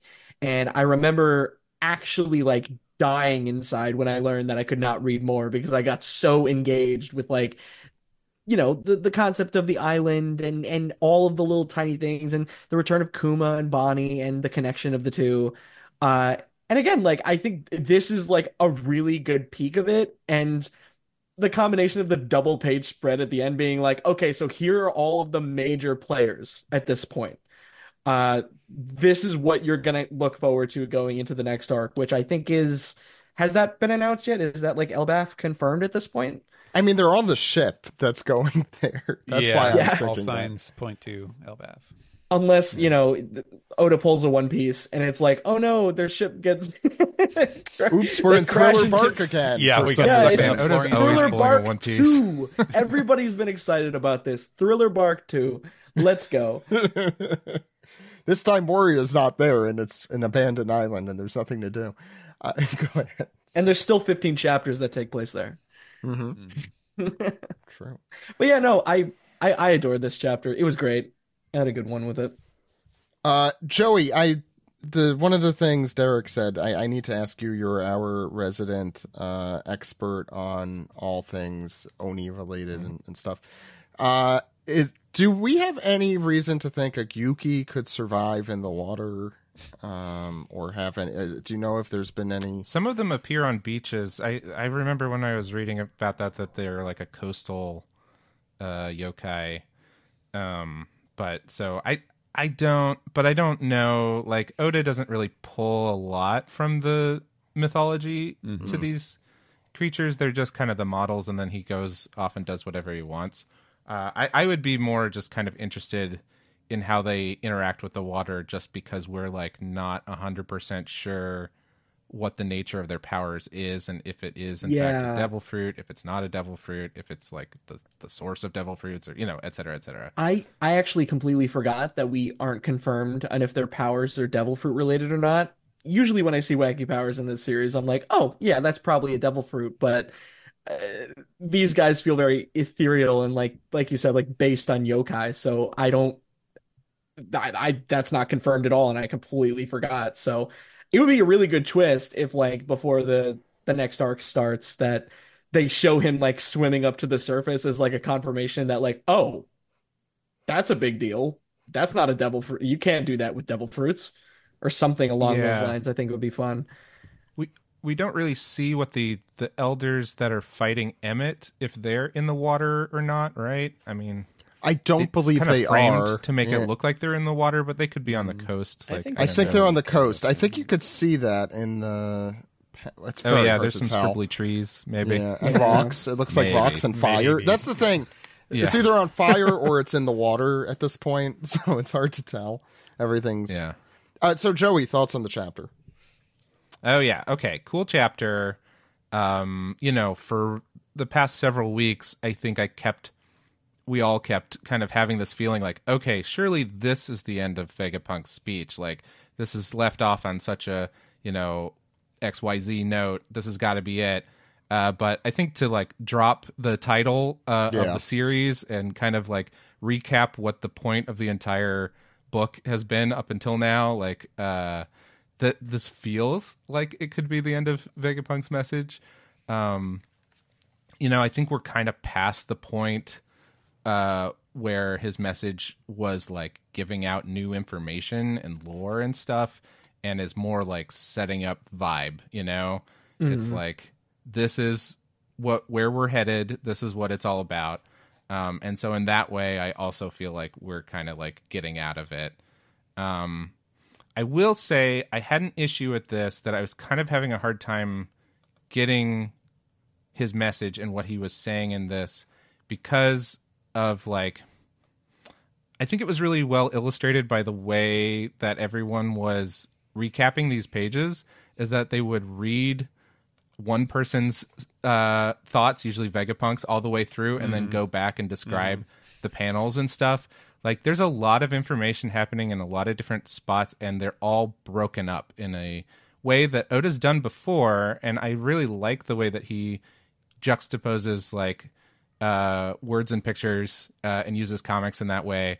But I think it's maybe a little too broken up in this point, where I was having a lot of trouble kind of like really smoothly going from panel to panel and like fully comprehending like, what is Vegapunk talking about now, and what are these people doing? And you do have to kind of like read it in three different sections, kind of. I would say like if there's a difference between this one and some of the previous chapters, it does feel like in this case, especially on the very busy pages like you're talking about, where like we kind of split off from his stuff. It's like, if you look at one particular bubble of Vegapunk's, like, it's almost like you don't even know the context for what he's talking about. It requires you to look at, across the page at the other one just to understand what it is, when usually before you could pick it up as you saw the bubble. But and there's so much like ancillary text of other people saying different stuff Yeah. that's like not even necessarily that's related to it, but it kind of breaks it up in your mind a little bit. That said, there's some cool stuff. Like I like that the 4 panels. Let's see, on 1415, where he says like the person who winds up with it may not be the one Joy Boy desired. I like the composition of that because it really can be kind of read in any order and be just as effective. Just kind of a neat little comics thing that feels very kind of like composition focused over readability focused, maybe, which is something that I think is interesting to play around with, and that's the right time to do it. But yeah, that's, if I had one kind of complaint about this, it's that it was maybe a little too scattered, and my mind was just too busy being like, oh, there's so and so, what are they doing right now? And like my mind was going off in that direction when I should be like listening to this cool next arc setting up moment that Vegapunk is going through. But I thought it was cool, great art, a lot of cool like angles and use of shading and everything. And the Usopp screaming, falling, dying, help, made me laugh out loud. So that was good. Joey, and to all listeners, this is a good time for me to plug that I transcribed the entire speech into a more readable version. It's long. It's like legitimately a very long speech. It's on our website. If you feel like reading that from start to finish, maybe finish. I've said finish many times. I did think about that. I was like, I hope Zach's updating that. I have been updating it. I just need. I'm going through it now just to make sure I didn't make any glaring typos. But yes, I have edited it, so you can keep checking that out. I didn't really think about it until it was brought up, but yeah, the speech was very long, and I do need to, like, I'm definitely going to be reading that transcription because nice. I'm sure that reading it without the like back and forth between the current goings on and then back and forth and for multiple chapters, I'm sure that there's a couple of things I probably missed out on because I did have to reread certain sections a couple of times to be like, okay, wait, what was he saying? Hold on. I also transcribed the whole coffee break before it, which I think is equally important. Very important. Yes, thank you. I was a big fan of that, and I know the rest of the internet hated it. I thought it was hilarious, personally. One of the funniest things I've seen in the series, just like giving a gigantic middle finger to fans. It was fantastic. I'm about to reveal the mysteries of this world. But first, let's make some coffee. I loved how blatant, like, it's like, okay, we gotta kill some time here. Don't ask me about the will of me until I've had my cup of joe. Well, one last art note. I like that Oda finally redrew that iconic image of Roger with the swords crossed, because now we get the like sexy post time skip version of Roger. Variant of this. Yeah. Interesting mustache. Steve and Alex, do you mind if I go first? Because I'm probably going to have to head out shortly. Go. Yeah. Yes, I won't take too long. I don't know if there's like much I want to say other than I loved this chapter. It felt both completely new and very vintage One Piece in how it was both foreshadowing and also looking back at the arc. I think this chapter in particular would really shine on a marathon read of the arc. Like, this feels like, okay, we're bringing everything together here in a really cool way. Particularly the Kuma stuff, which, if you're a weekly reader, it's been many months since we've been in that flashback. And we had that raw emotional stuff going on. So I look forward to doing an Egghead read at some point. I really look forward to it. I'm wondering how it reads. I don't know if there's like anything that we haven't discussed. I'm just double checking. I mean, I think most of the mysteries like we discussed. I wonder when we're going to get an unsilhouetted emu and what occasion will justify that. I think about that every time I see him show up, but whatever, or them, or who the hell knows what they are. I don't think I have any. I spoke a lot this chapter, so I'm gonna let Steve and Alex go, and I'll just give Steve the rest of the podcast, actually. So there you go. Good to see you all. Bye, Zach. Bye, It Zach. was nice. Bye, Oh, I Zach. guess I'll It was leave. nice Okay, talking I to see. you. Okay. Oh, course, never it's mind. fine. You can stay. No, I'm know. joking. Thank you, everyone. My Check out my podcast. Why? It's right where I left it. Everything in It's the world yours is if you can there. Find it. At OnePiecePodcast.com. Yeah. I left Perfect. every other segment in the world there. Except for Piece Together. All right. Bye, guys. Alex, why don't you go ahead? Sure. Let's see. Let me skim through this. Poison suction cups. No. What I gotta say, I really liked the art in this chapter. If Joy Boy hits one of those legs, he's a goner. It'll transport him to another dimension. I really love Bonnie's look in gear in Nika form. That first page, it's very like Noodle Fleischer cartoon looking, especially just because her lipstick is the way it is, and she's got like the cartoony eyes. I don't know. I think it's a fun design to use on somebody else other than Luffy. And it's also like, a different way for Oda to draw a female character too, which is always a plus. Lipstick. Oh no, I mean like just the rounder features Those and round eyes, too. Yeah. Yeah. I thought that this was a fantastic chapter. Joey put it pretty well actually, as far as it being like a vibes chapter, or at least this part of the of Vegapunk's message.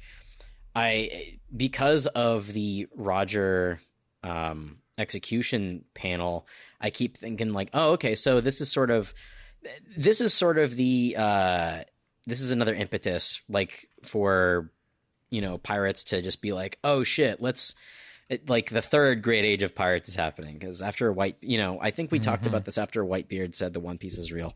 Everybody, it sort of reignited everybody's thirst for the One Piece, and now this is sort of like the third part of that, right? Roger, New Hope, Whitebeard, Empire. So is this our Return of the Jedi? This is Return of the Jedi, yeah. Yeah, this is sort of like, hey, remember what the show is called, what the manga is called? This is what it's going to be about now. All of our marbles are here. Is this the first time we've seen full lead since Kobe punched the shit out of it? I think Oh, so. yeah. It's got that big crack down the middle. Yeah. Yeah. Yeah, it does. So, It'd be funny if it had like a black eye. or like a big Band-Aid. Yeah. Yeah. But anyway, Lollipop. everybody else said it pretty well. So that's all I've got. Excellent chapter. I'll steal this one from a friend who texted me today. It feels like a volume ender, which I don't know if that lines up. Agreed. Yeah, like not an arc ending chapter, but this feels like a momentum shifts at the end of a volume. But I really liked it. I thought it was pretty jam packed, and we talked about like jumping from Logue Town to Skypiea. It felt like very methodical in its choices. And in seeing some other characters, I think King was a big surprise. Yeah. Just because Ryokugyu attacked that prison doesn't necessarily mean they're all dead or captured. I think that was just meant to, in hindsight, I think that was meant to show how much of a threat he was. He might be in jail. Oh, he's in jail. Yeah. He's just not dead, But Queen might be skinny now. Really looking like Wiper in that shot too. That's the thing. You go from Wiper to color swap Wiper. I don't know. In Marvel vs. Capcom, Dark Wiper or Cyborg Wiper. Derek, were you gonna say something? I was just gonna say, I wanted to say before Zach left, but I completely had forgotten. But Zach had mentioned seeing Emu again at the end of the chapter, and how every single time we see Emu, it's like we're getting closer and closer to seeing Emu without the silhouette or hearing Emu's voice for the first time. And a part of me just just really, really wants Emu to just look like that. Like there is no silhouette. He just looks like that. Just But we looks like do a big see an eyebrow. Yeah, we have a brow. Yeah, we now. have a very slight eyebrow. Like that's the most that we've seen. Emu has spoken though. I think at this point now we've heard actual dialogue. It's represented like a silent film where like the subtitles come up and like the narrator. That'd be annoying. Because I think they don't want to cast. Oh, them. that'd be really funny though. I can't. I think they can't cast them until we know more about the character, like But I feel like I stare at those like emu black blobs like so hard, like I think I can tell something by staring at just the way that this mark goes or something, and it's that's just your brain. It'd be pretty funny if like Emu steps out of the shadows and he looks completely different to the silhouette, or they look completely different to the silhouette, because we don't even know Emu. Do we know Emu's like gender or anything at this point? No. So I think it would be hilarious if it's just like the silhouette's just this kind of amorphous like phallic shaped blob, and the moment that the light gets shined on them the first time, they like are this like giant muscly ripped dude with a really small crown. He's gonna be that Gumby looking guy from Bobobo. My, that would be Tokuro so Tenosuke. funny. Yeah. Oh my Jelly god. Jelly Jiggler. Yeah.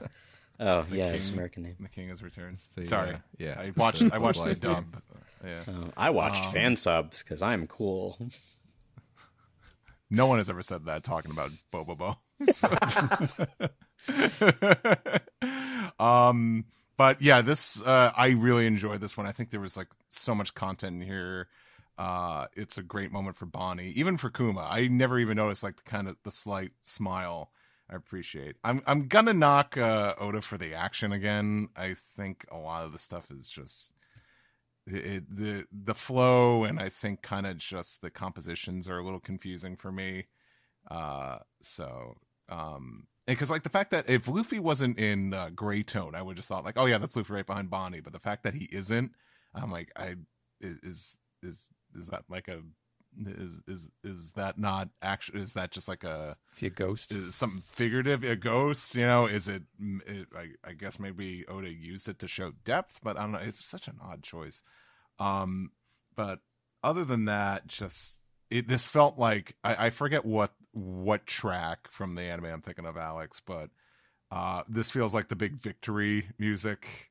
I don't know. Yeah, everything's working out. And I do like the glow up of I'm trying to think what meme I could apply this to, but just like the old crappy Roger with the mustache coming out of his nostrils saying search the whole world, and then we get the Chad Roger with the mustache still coming out of his nostril. Yeah, well, I think that one, because now it's like he's got way more of an actual mustache now, but I think Oda probably drew this intentionally to match up with that original panel. But I don't know, this felt like a big this feels like, okay, Egghead's done. I think that we'll still be in this arc, but I feel like at this point it's the victory lap chapters. Yeah, this feels like a milestone sort of chapter. Mm-hmm. Yes. I enjoyed the final spread. I think it was an interesting selection of characters, and it truly feels like we're entering the final quote saga. Now this feels more like that. I think if like Oda made that statement now as opposed to 2 years ago, it would feel a lot. I think this would feel a lot more definite. This would feel like a big deal. Alex, 100%. Oh yeah, I think I was just gonna say that. I don't even remember what I was gonna say now. Don't remember. It's stupid. Probably a joke. Do you want me to like laugh in the place of it? No, don't do that. No. No, we got to keep the charm going of nobody. If I got anything fun. Other than that, that's all I really have to say. This was a good feeling chapter. Overall, yeah. Alrighty. If Does, that's it. Steven? Yeah. One of my chopped liver. Oh, I'm sorry. Steven. Zach skipped over you. That's strange. I felt like he. Wow, Zach putting himself. I think he got very special ahead of Steven himself Paul. because he needed to go, so he had to jump He ahead. did. Okay. Well, Stephen, you should have the then- final word on the chapter anyway. Yeah, Yeah. then you should have the final word. I'm so sorry, Steven. It's a great chapter that you can just kind of sum up as like, gentlemen, start your engines. That's pretty much what the message is here at the end. That Vegapunk, rounding out in fine form and spurring everyone onto C, which it's like it's something that we've seen before, but it's really effective when Oda really puts his weight into it, and I think this was a really great one, especially the way that he kind of gave us the whole menagerie on the last spread of like, here's all of the crucial characters, and I don't know that they're all necessarily like, oh, I need the One Piece, but you can see how they all fit into whatever the final confrontation will be. So very, very exciting about that. You guys did a great job of covering a lot of the other stuff that I would have mentioned and talked about, but I do want to say I really enjoyed. It gets a little overshadowed by the stuff at the end of the chapter, but I do want to reiterate like how really powerful and I think really well done Bonney's kind of build up to an execution on the punch on Saturn is, and I do feel like we talked about like, oh, I don't know, like, did he land in the water? Is he really gone, et cetera, et cetera. I do feel like it has to be that Saturn is done for now, for this arc or this scene or whatever. Yeah. Not because like, oh, well, because of this rationale, or, like, because they did this much damage to him and he can't possibly recover in it, but just because, like, I don't think Oda can possibly put this much emotional catharsis into an attack like this and not have it stick. He wouldn't have written it this way if Saturn was going to come back. So I do feel like it is a final blow, so to speak. But yeah, the build up of like kind of showing you all this stuff, which all of this flashback stuff for Kuma, which we know that Bonney has seen. So it tracks very well, I think, with her kind of train of thought as she is winding up on this. And I felt like it's the first time probably since we've had a lot of really good emotional flashbacks, but I do think this is the first time since Robin's that we've had one that is so close to that kind of I want to live, like, with the way that Bonney is referring to her personal relationship to the parents that she knew so little. And I think that the execution was really powerful, and I did get kind of choked up working on it. I thought that just like the stuff of I'm not gonna die, I'm gonna live because they wanted me to be alive, I think is a super powerful statement. And I think it does speak to anyone who has been has had one of those dark nights of the soul, as they say, and has had grappled with questions like that. I think this speaks really powerfully to it.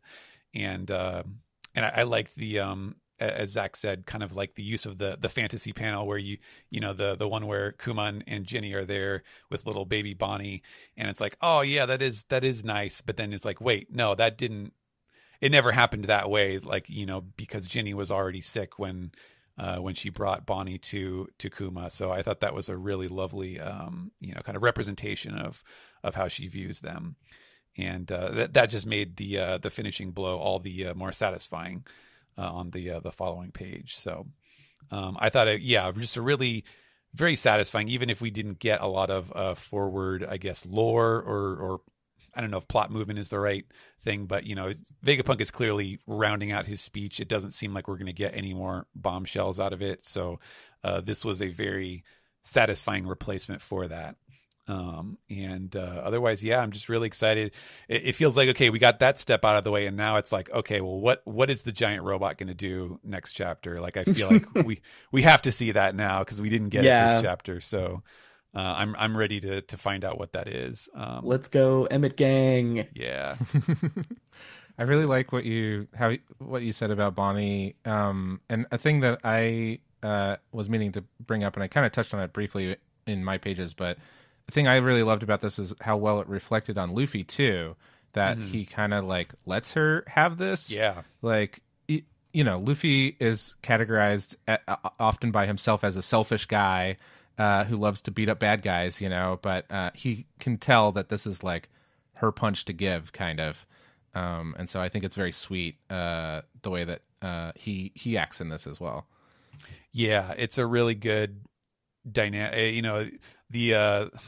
The father-son Kamehameha is a good comparison. I feel like it does feel, especially with the way that they look, it does feel like a brother-sister sort of team-up attack, and he is kind of playing the role of the big brother in this case, and it is a surprise. I think actually, when I talked with Greg about it, and maybe next time we do the SGS, he'll get to talk about it too. But he was like, that was his big thing of like his reaction to it was like, oh my God, that was so awesome that he let Luffy not be the one guy to do. Even Kaido, was a one-on-one hit from Luffy. So it was very surprising and very welcome to see him, actually team up with Bonney. But that's that pretty much sums up my thoughts. Really well said, Stephen. Thank you for closing out our discussion. We should do that more often. But if there's nothing else, why don't we get in some piece together? Let's do it. What other people got to say about this chapter? Go.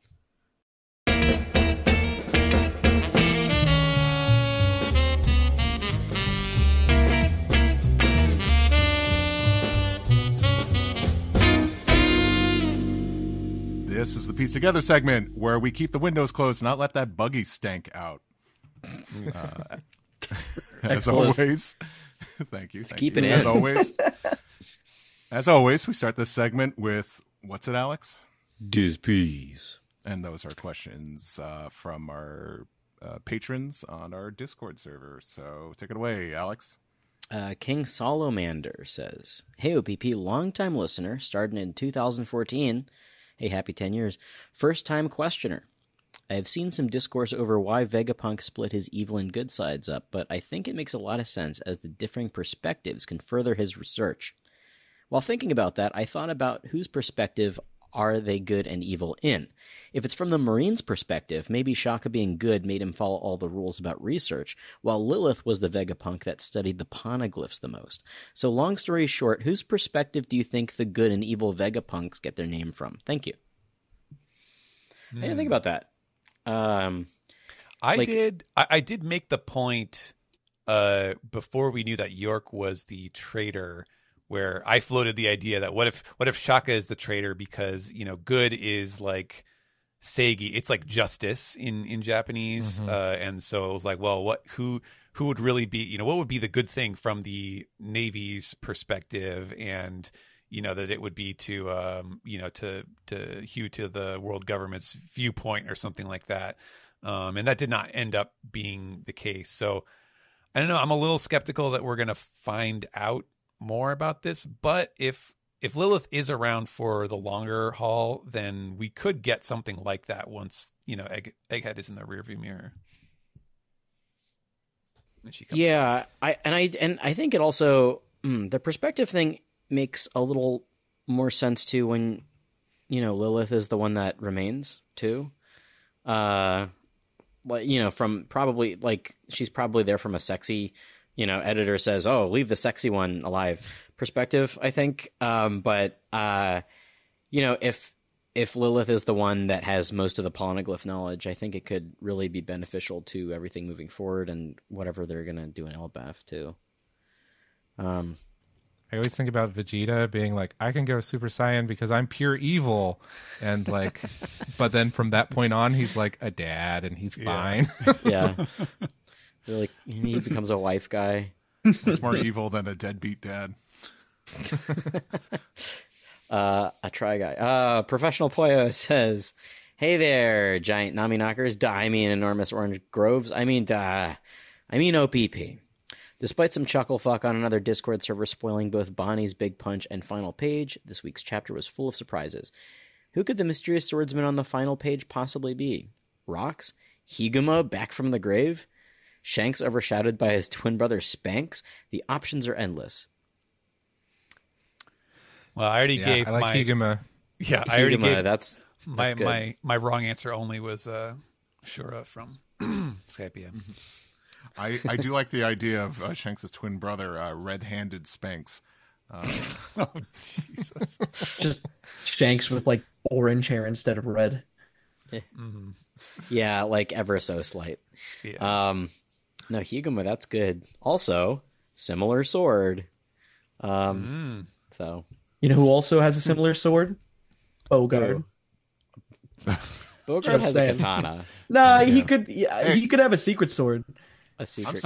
I'm still working on my corkboard yarn map of everyone that has the same flintlock pistol, because I'm pretty sure they're all from the same family. Yeah. There you go. Let's see here. Sailor Carnize Universal says, "Hey OPP, with everything going on in the U.S. and this abhorrent election, I'm so thankful for One Piece. It was so relieving to see Bonney whoop Saturn's ass. Couldn't have put it better." Lil KOP says, "Hey OPP, I was wondering what you all thought about whether Saturn is dead or not. Personally, I think he must be, because if he weren't, I don't see purpose of Katarina Devon mimicking him with her powers in the future. You are all very awesome." And then there's two smileys with the sunglasses on. That's a good point about Katarina Devon. I didn't think about that. I mean, I definitely think, as I said a couple minutes ago, I definitely think he's out of the arc for now.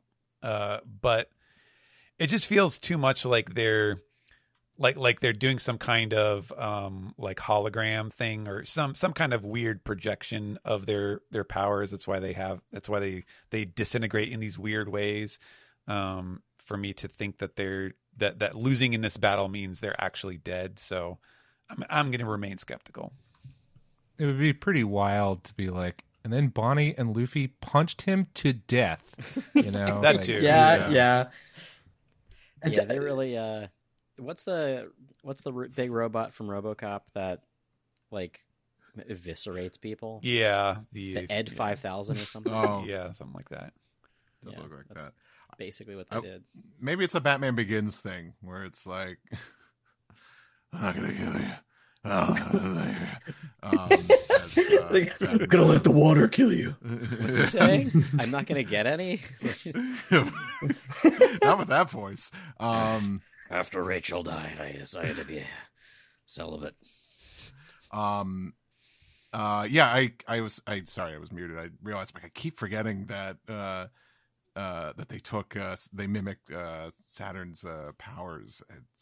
God, that's so much has happened in this arc, but thank you for saying we're awesome. I'm curious what we got to do to earn that third emoji. Hopkins Hat 15 says, "Hey OPP, how it be? I really want to see what happens when Saturn falls in the water. The Elders appear to be double fruit users, but have very unique abilities that we've never seen before, like the transmutation circle teleportation thing they do, and the psychic link they have with each other. And if they're all hypothetically extensions of Emu, what happens if one of them dies?" Yeah, so many questions. What if they're like Horcruxes for Emu? Yeah, see, it's like that's an evil interesting version idea. of Vegapunk. Yeah, they're the. Yeah. Mm. It'd be a cool reflection of Vegapunk in a way, but I don't know if that's actually what's happening. It would be interesting though. Vemu Yeah. Punk. Emu Punk. Emu Yeah. steps out of the shadows and it looks exactly like Vegapunk. It's a new genre of music, emu punk. Yeah. All right, Buggy D. Cram says, "Ahoy OPP, banger chapter as always. Like really banger chapter, damn. Yet another One Piece's real moment, just like that hit really hard. What a rad final spread. And how cathartic was Bonney hitting Saturn? When Buggy versus Akainu happens in the final war, are we all agreed that Buggy wins effortlessly? Have a lovely week, heart emoji." Yes. Mm-hmm. Yeah. He will find a way. Dude could trip down a flight of stairs and still win a fight. Yeah, unlike Shoot. Or you like know, Cooling Yeah, unlike certain people. Oh no. yeah. Sorry, Or should you we mentioned say stare. Tashiyu? You mentioned stairs around One Piece fans. It's just like Yeah. chum in the water. Yeah. Oh my god. The most vile villain in all of One Piece. All right, Reger's eye patch says, "Wow, OPP, it's hard to believe that Jur died 25 years ago this very day, huh? There's no character called Jur? Silly Vegapunk. His cat Josh must have gotten his big old tongue, and he meant to say Gerd, the doctor of the new giant warrior pirates. She looks really good for someone who has been dead for a quarter of a century. Must have good doctoring skills." I was going to say he meant Goldie Roger, but he died 24 years ago, so unless the world's smartest man can't count, it can't be him. I actually didn't pick up that he was talking about Roger when I first read through the chapter for whatever reason. I just like I must have glossed over it. I was like, who's this Jur guy? I need to know more about him. The rural Jur. The Roger. Jur D Jur. Did he say 25 years? Did I miss that? He did say 25 in the speech. Okay. But Roger died 22 years ago, right? Or was it 22 at the start of the series, so now it should be 24? Or was it 20 years ago at the start of the series? I don't know. Man. I'll be honest, I don't really care. Yeah, Jur I mean- died 25 years ago. That's what it says. Jur sure did. I guess since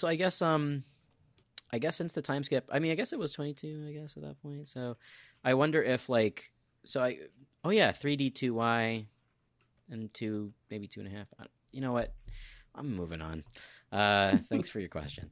Wisdom Pythagoras says, "Hey, OPP, if this was already addressed during the manga recap, then feel free to skip this one." Well, unfortunately, Wisdom Pythagoras, since you're a member of the Patreon and this is on this piece, I have to read it.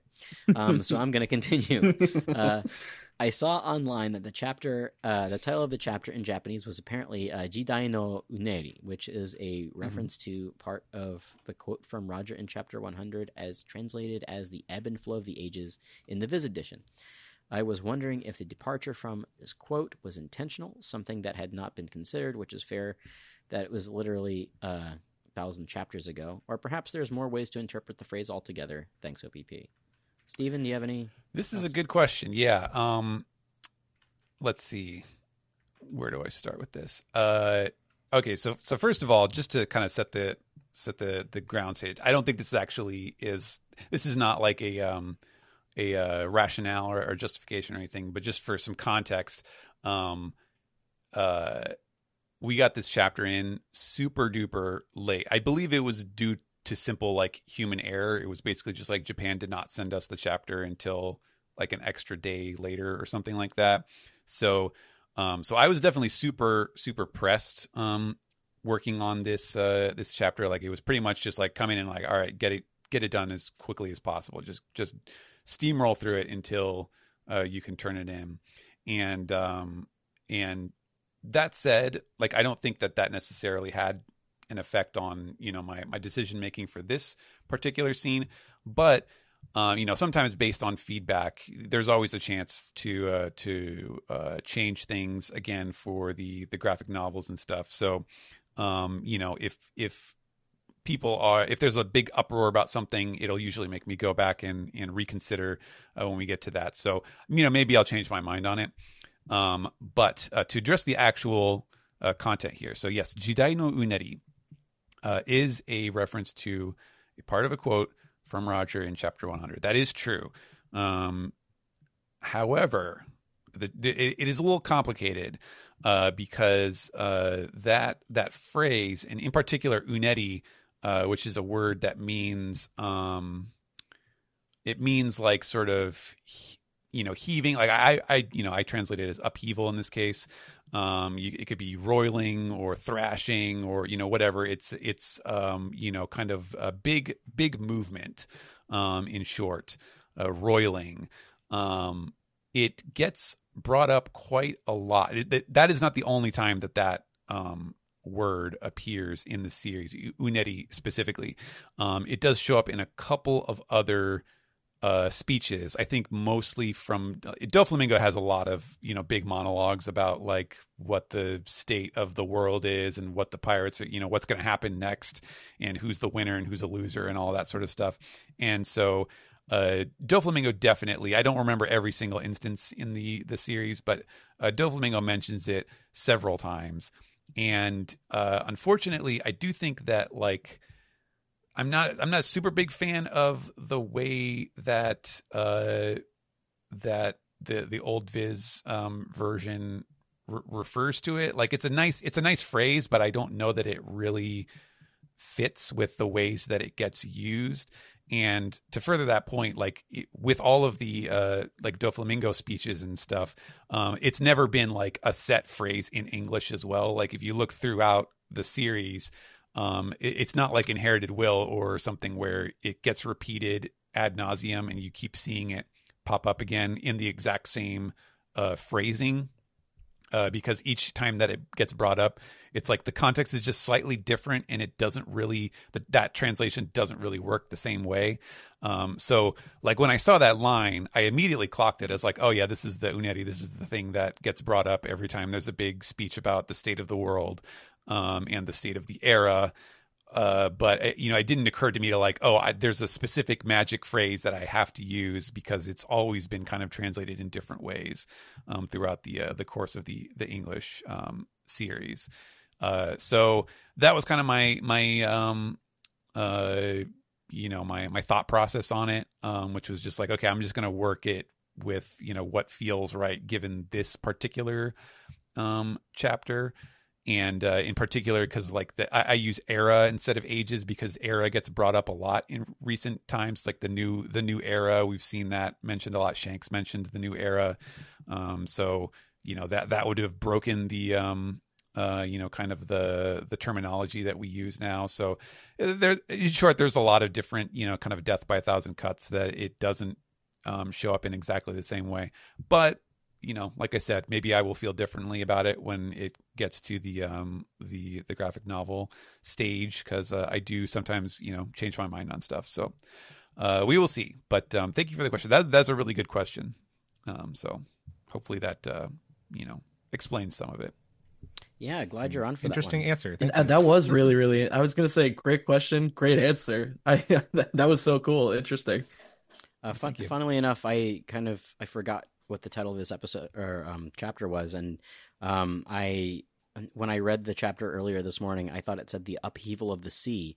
So I was like, oh, I guess this is going to be about the world flooding, and it, nah. Yeah. So yeah, I confused it with another 3-letter word. This is the last diss piece for tonight. I support lack of interest, says, hey OPP, in the last chapter after Atlas knocked out Lilith, Zoro took Lilith inside the ship, and it looks like she is going to be leaving with the Straw Hats. Are we getting a new crew member? But rather than ask if Lilith is joining, do you think the role of a scientist is necessary for the Straw Hats to get to Laugh Tale and access the One Piece?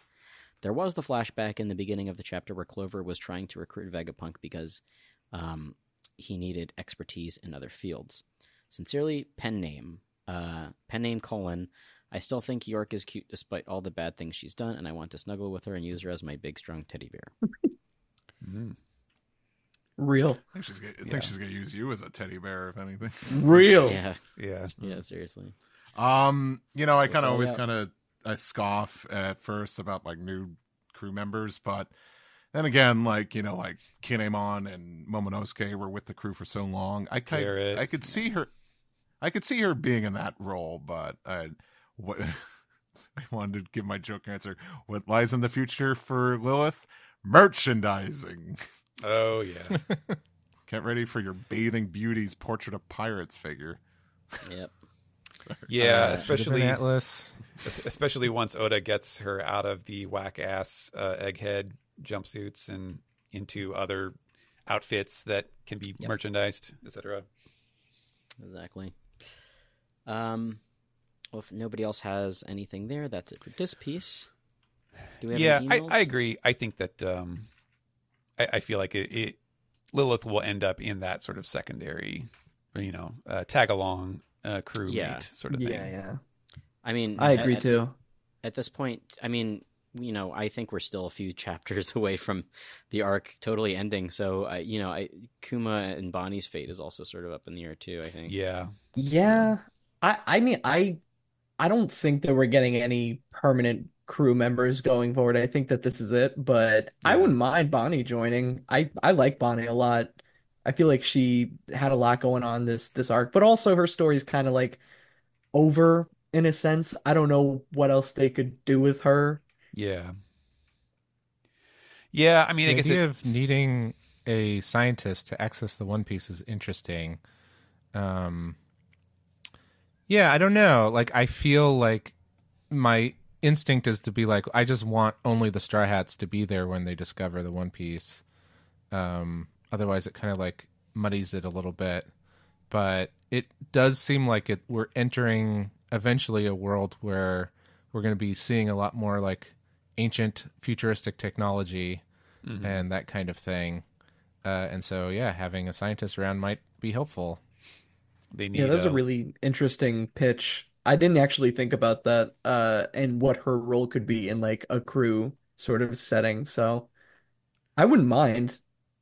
Lilith will be the science consultant, like the guy in Dr. Stone who got credited every chapter. Like, yeah. Like the question of whether or not the Stella Vegapunk is dead or not, like really after his message, I started to kind of feel like this guy knows too much to be hanging around. And so it makes me wonder how much Lilith knows. Right. And if that's going to be an issue, a storytelling issue too. Didn't York say something about like, wait, how did the Stella know all of these different things that of what I was planning and stuff like that? Like this doesn't make any sense. Yeah, that's true. Yeah, it does seem like there is some kind of, I don't know if it's literal degradation, but there definitely is a sense that like the satellites individually do not know as much as, which makes sense, I guess. But Yeah. Yeah. I think they'd have to be in proximity to punk records, which might not exist by the end of the arc. yeah. Oh, that too. yeah.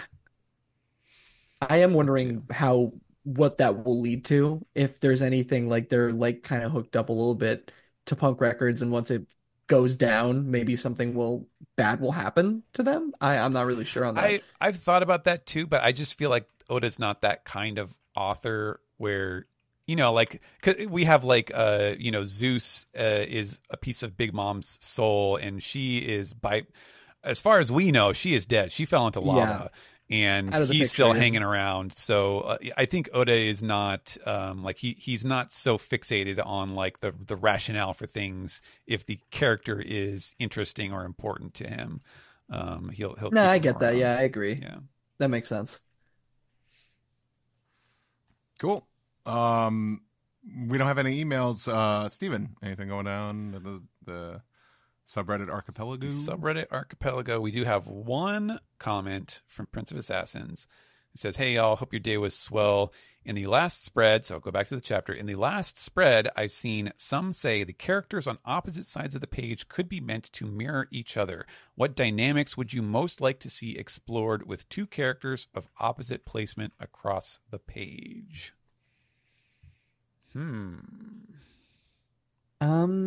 That's a really good point. I think I'm really interested in if the mirroring theory is like a thing, having a Garland and this like mysterious silhouetted figure has got my brain kind of like turning on like who the figure might be in regards to how they might rival Garling.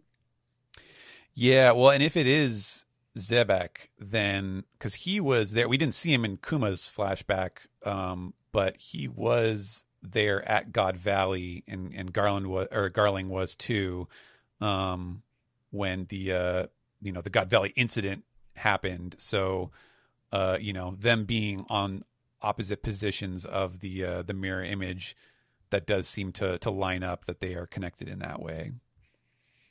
So that's interesting. Plus, Kobe and Emu being mirrored is very interesting to me. And I kind of, if that's what is happening, I kind of get the headspace on that. And I am interested to see that maybe developed further. Well, Kobe's like the new Garp, right? He's the new hero of the era. Yeah. Yeah.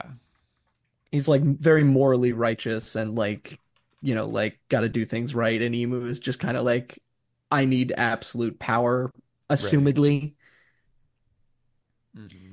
Yeah, I don't I know wonder, what Emu's this holding may up. seem like an obvious thing, but like I wonder if Oda's ever going to kind of return to the theming of Luffy and Blackbeard being opposites of each other. Like that was so cleanly introduced at the very beginning, and it hasn't been touched on again. And I could see him being like, well, it's gotten kind of more complicated than that, but I'd kind of like to see a little more of that. 'Cause I think it would be fun to see how they contrast with one another. I think that's absolutely going to be a thing when they finally do face off. Because that's the other thing is they've never really interacted quite the same way. It's always been True. like sort of incidental. Like I think, did Blackbeard even show up before Luffy was kind of passed out in Marineford? Like I'm not even sure if they had much of a No, I don't think so. interaction. No, I don't think so. So yeah, I think he's definitely saving that. But I agree. Like if he didn't try to go back to playing up the kind of duality of them, I would be super disappointed because that seemed like it was such an intentional part of their introduction. And the foil of this is the bad pirate versus Luffy as the good pirate, but they're both pirates. Yeah. And they're both selfish in their own way. Yeah, I like the ways in which they're similar too. Like that's interesting to see. Yeah. I can also see Shanks and Buggy being mirrors of each other, especially since they, grew up on the same Yeah. crew. Hmm. Yeah, for sure. And they kind of have vastly different outcomes.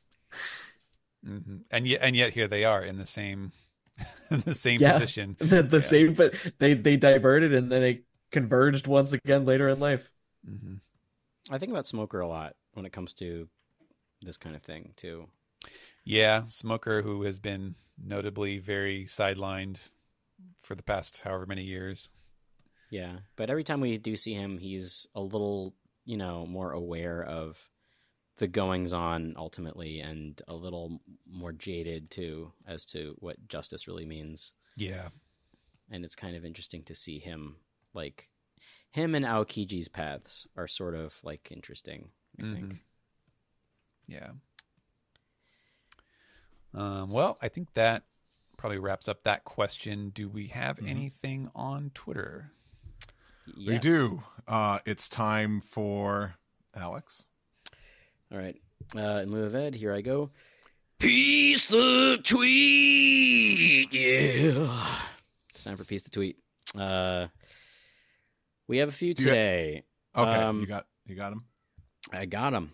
Alejandro says, "Hello, APP, and welcome, Salty. Great chapter as always. Given the climax of this chapter, how far off do you all think we are from landing in the fable land of the giants Elbaf? How have the chapter predictions been shaping up?" I was thinking about this the other day, and I think we're all like, I think Steven might be the closest. Steven or Zach? Yeah, I don't know. Zach's both... the one. Yeah. So this is for Derek's sake. We always keep a like a game of the Price is Right, where we all try to guess the chapter that an arc is going to end. Like once it has started, we're always like, okay, when do we all think it's going to end? And Zach is the one who keeps track of this. He's gone now, so I certainly don't remember what I said. I think we all had to give. We had to do a second round because everybody was super short. Like we all thought Egghead was going to be like 20 chapters maybe, and it's been well over a year now. So yeah, I'm not sure. When we revisited our numbers, it was, I think, just around the time Vegapunk's transmission started. So we were like, okay, they're kind of like just all right, maybe 10 chapters from now. No, wrong. Yep. So. Yeah, I don't have the list in front of me. Zach would, ask this question next or whenever Zach is back. Yeah, I don't think he's coming back next week. No, I don't think so either. Zadox says, seeing as the One Piece is in Endgame, do you see Straw Hats holding their own against the other for Emperor crews? If not, do you see them getting any training / power-ups before the ending? So if any ideas on what some would be.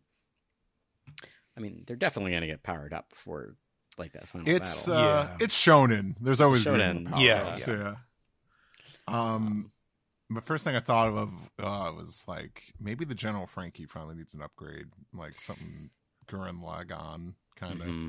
It needs bigger sunglasses. It needs just bigger everything now. I think we've exhausted with the use of the Gowan cannon in General Frankie. I think we've exhausted the limits to what the General Frankie can do at this point. The gimmick's old now. I think he needs bigger, better. What was it? One of the what does Frankie look like at age 60 and he's just a ship? Right. So, right. Yeah, honestly, if Lilith does nothing else but like gives Frankie some tips, some science tips, engineering tips or something like that to make better weapons, that would be worth it, because like this is Egghead and Frankie hasn't done shit. Like he needs to be like Denzel at the Oscars. He needs to leave with something. He has to get something out of this because he's been so underused. Denzel, you know. Yeah, this was supposed to be his training day. Yeah, I guess. a really good friend of mine who's super into One Piece, Mikey, he has this theory that Frankie has to get some sort of upgrade before Egghead ends, and the closer and farther that we get, I'm just like, it's not happening, man. He's like, I swear, it'll happen. I'm crossing my fingers. It's gonna happen. I'm still curious why his wanted poster is the Sunny. I'm perplexed. That is interesting. Mm-hmm. I have to go back to like, what happened between now and the previous time they had posters to remember. I'm sure there's a theory. Yeah, probably. Let's see. Nick's Universe says, how do you feel about the recent fight between Kid and Shanks? Could it have gone differently if Shanks had not used his own powers to eliminate Kid? Well, it would have gone differently. Like Kid would have killed like all those pirate schmucks. Yeah, that's true. Yeah, and Shanks still would have pushed his shit in. Like he's done, man. Like, are you kidding? There's not even a comparison. Not to slander Kid, but yeah, no. Yeah, they still would have gotten destroyed. Yeah, Oda's words. And yeah, if Ben Beckman could somehow cut your arm off without being a swordsman, can't imagine. Cut it off with the butt of a gun. Just pistol whipped him. Yeah, yeah. Like it's like Nappa punching off Tenshinhan's arm. Like, how does that happen? With force. Yeah. All right. The Lich's bitch says, "Hey OPP, such a bitch. Hey OPP, can you please pray for my son Edison? He's lost, and I'm worried he might not catch up with the group in time." Oh, well, put up some posters. Yeah, I think Edison's that's dead. rough, buddy. Yeah, sorry. Thoughts and prayers. I too am sad that Edison is no longer with us. The wrong kid died. We have one more disc piece. I'm sorry, one more piece. The tweet from Shahin, who has something interesting. Hey OPP, did you hear the unfortunate news? It seems like Jamie Lee Curtis won't be playing Dr. Kureha in the live-action series due to her busy schedule. Any other role you think you would like to see her play? Any other actors you would like to see in the show? I don't know you if had a this good is... one. What's that? You had a good one, Alex. Oh, Suru? Mm-hmm. Yeah, I think she'd be good for that role. It's relatively lo-fi. You'd only need to be there for like a hot sec. That's true. Yeah. I mean, I don't think this is. I don't think this is super. Like, I think it's just rumor mill stuff right now. But that is the rumor that is flying around that due to other commitments and filming schedules. Yeah, I mean, I guess it's not like Netflix is going to come out and say like, "Hey, guess what? Jamie Lee Curtis is not playing." Yeah, Korea. We're not going to tell you who it is, but it's definitely not her. So yeah, we're happy to announce that an actor is not playing a character. Yeah. Do you know it'd be really boss if they got Allison Janney to play Kureha instead. I mean, I can see it. Yeah. Similar vibes. I think that'd be really great. Any other actors I'd like to... I don't know. That's I mean, you know, my thing has been like, I think Mads Mikkelsen should play Crocodile, and I think that's my and I want J.G. Hertzler, who played Martok in Star Trek Deep Space Nine, to play Whitebeard. I thought he would be a great Garp, but I think he would nail Whitebeard. Like, he needs to be just an old dude, or Rayleigh. I think that'd be great too. He's just like, you know, big, strong, old uncle. Yeah. Look up videos of Martok. He's great. That's like, yeah, Mads, like, all he need, you can just like give him some hair dye and he can just slick his bangs back on his own, and he's perfect. Like, he's already got the hair for Crocodile. So yeah. I want Joe Pera as Kaku. Oh man. Just gives off those young old vibes. Yeah, he does. How old are you? Like 47? No, I'm 22.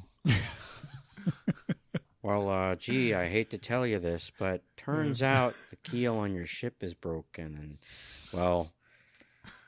I happen to like giraffes. Yeah.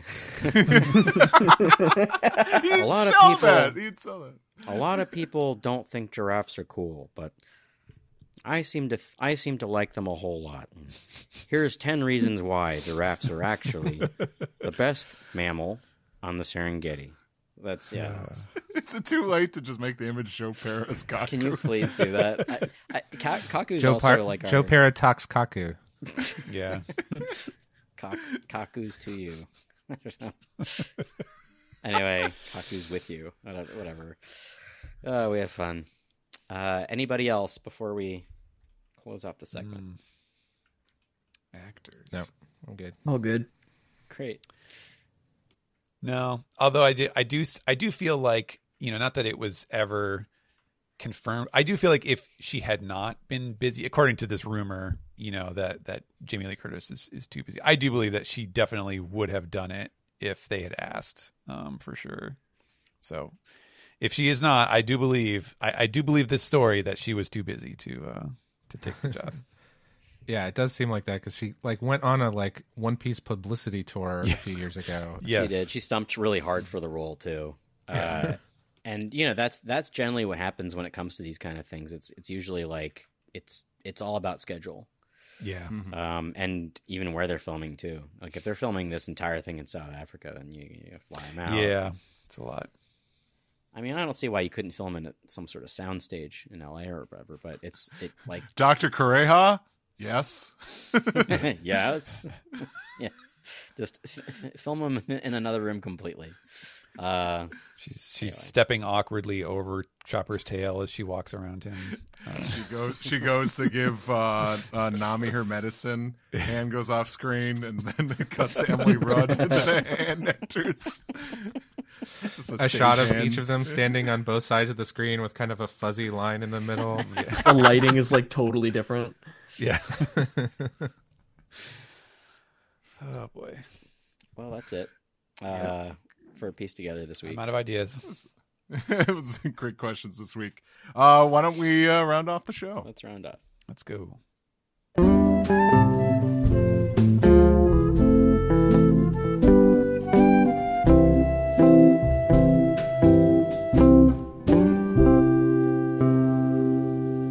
This has been the One Piece Podcast, episode 827 for the week of Monday, July 22nd, 2024. Thank you again, Zach, for stepping in again to kick off the show and join us for the manga recap. But yeah, other than that, what do we got coming down the pipeline? Obviously, we got our show at the City Winery in New York City on August 25th at 7 p.m. Get your tickets now. Do it now. Do it now so you can get a nice, cozy spot. That's City Winery. Get yourself a warm glass of wine and see. I don't even know.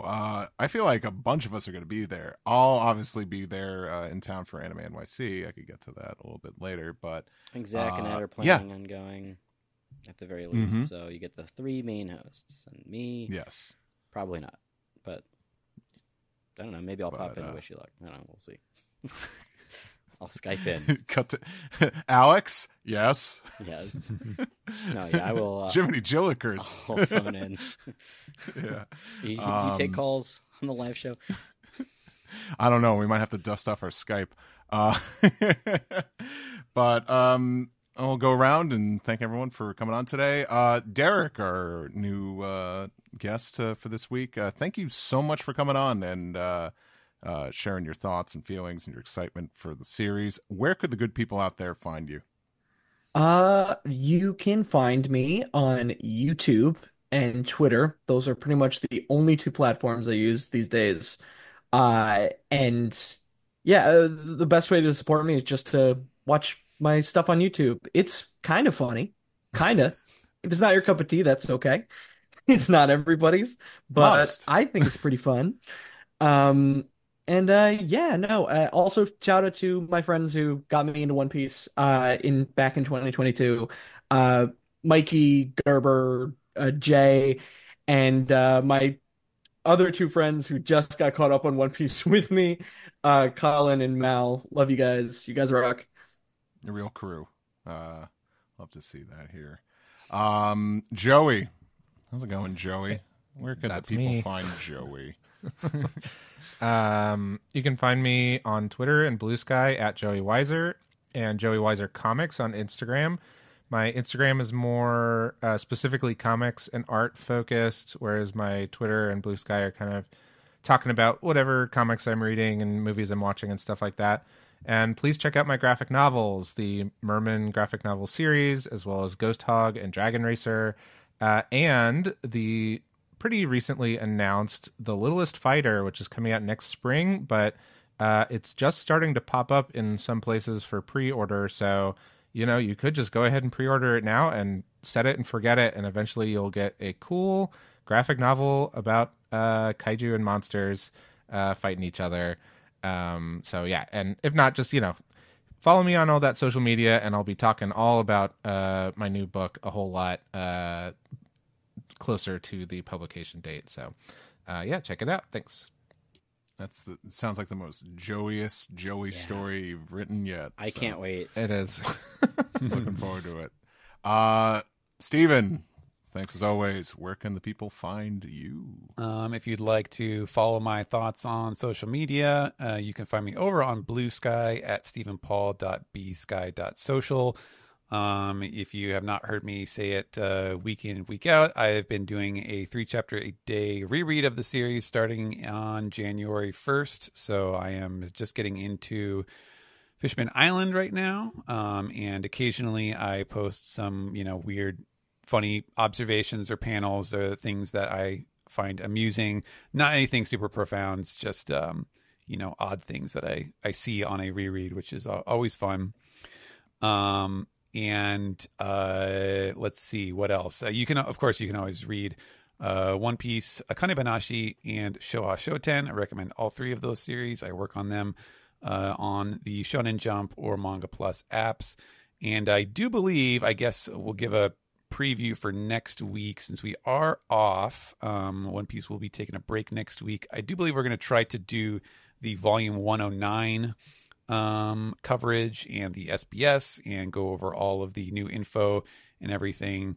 We're going to try to do that next week. So I think that is the plan for now. So look forward to that too. Oh, I better put on the Team Dark signal. See if we can. See who we can rustle up to be on that. For sure. Alex, why don't you go ahead? I know you got a lot of stuff to plug. Sure. Follow me on Twitter. /X at dude exclamation. Also on Blue Sky under that handle. Weeb Simpsons still exists. Check it out. Also on Twitter and Blue Sky. I will be at Otakon. Anime fans with Super Art Fight. We'll be doing 2 shows. Friday evening at 8 p.m. It's the All Ages show, and then Saturday night, we'll be doing the Unleashed 18 Plus show. So if you're at Otakon, come by and say hello. and enjoy Super Art Fight. All right. And Zach is over on Blue Sky. Zach Logan, whatever the stupid URLs are. I'll give him a plug there. For me, you can find me on social media. It's Steve Yurko in most places.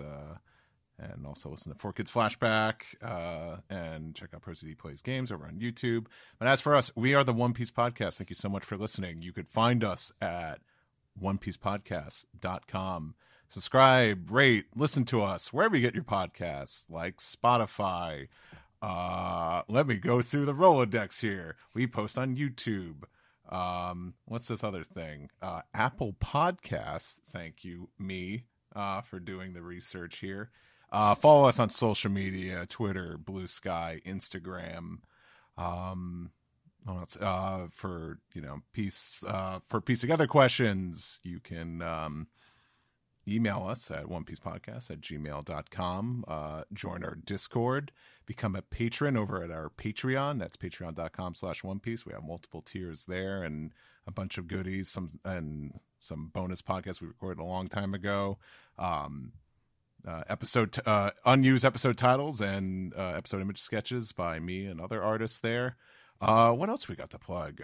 We're even we got some members streaming on Twitch too. It's twitch.tv / I think One Piece Podcast. Please give them a watch if you like some streaming games. And I think that's it. Don't call that Skype number. I'll tell you that. Who uses Skype in 2024? Okay. I dare you. Thank you, I will Joey. not call it. But now about that, that'll do it for the One Piece Podcast. My name is Steve. And my name is Alex. Thank you for listening to 20 Minutes of Bullshit. Oh, you suckered me into doing that again. Get it? Steve's doing another podcast. It's just the two of us. More like 2 hours and 36 minutes of bullshit. Hey, that's our motto. Hey.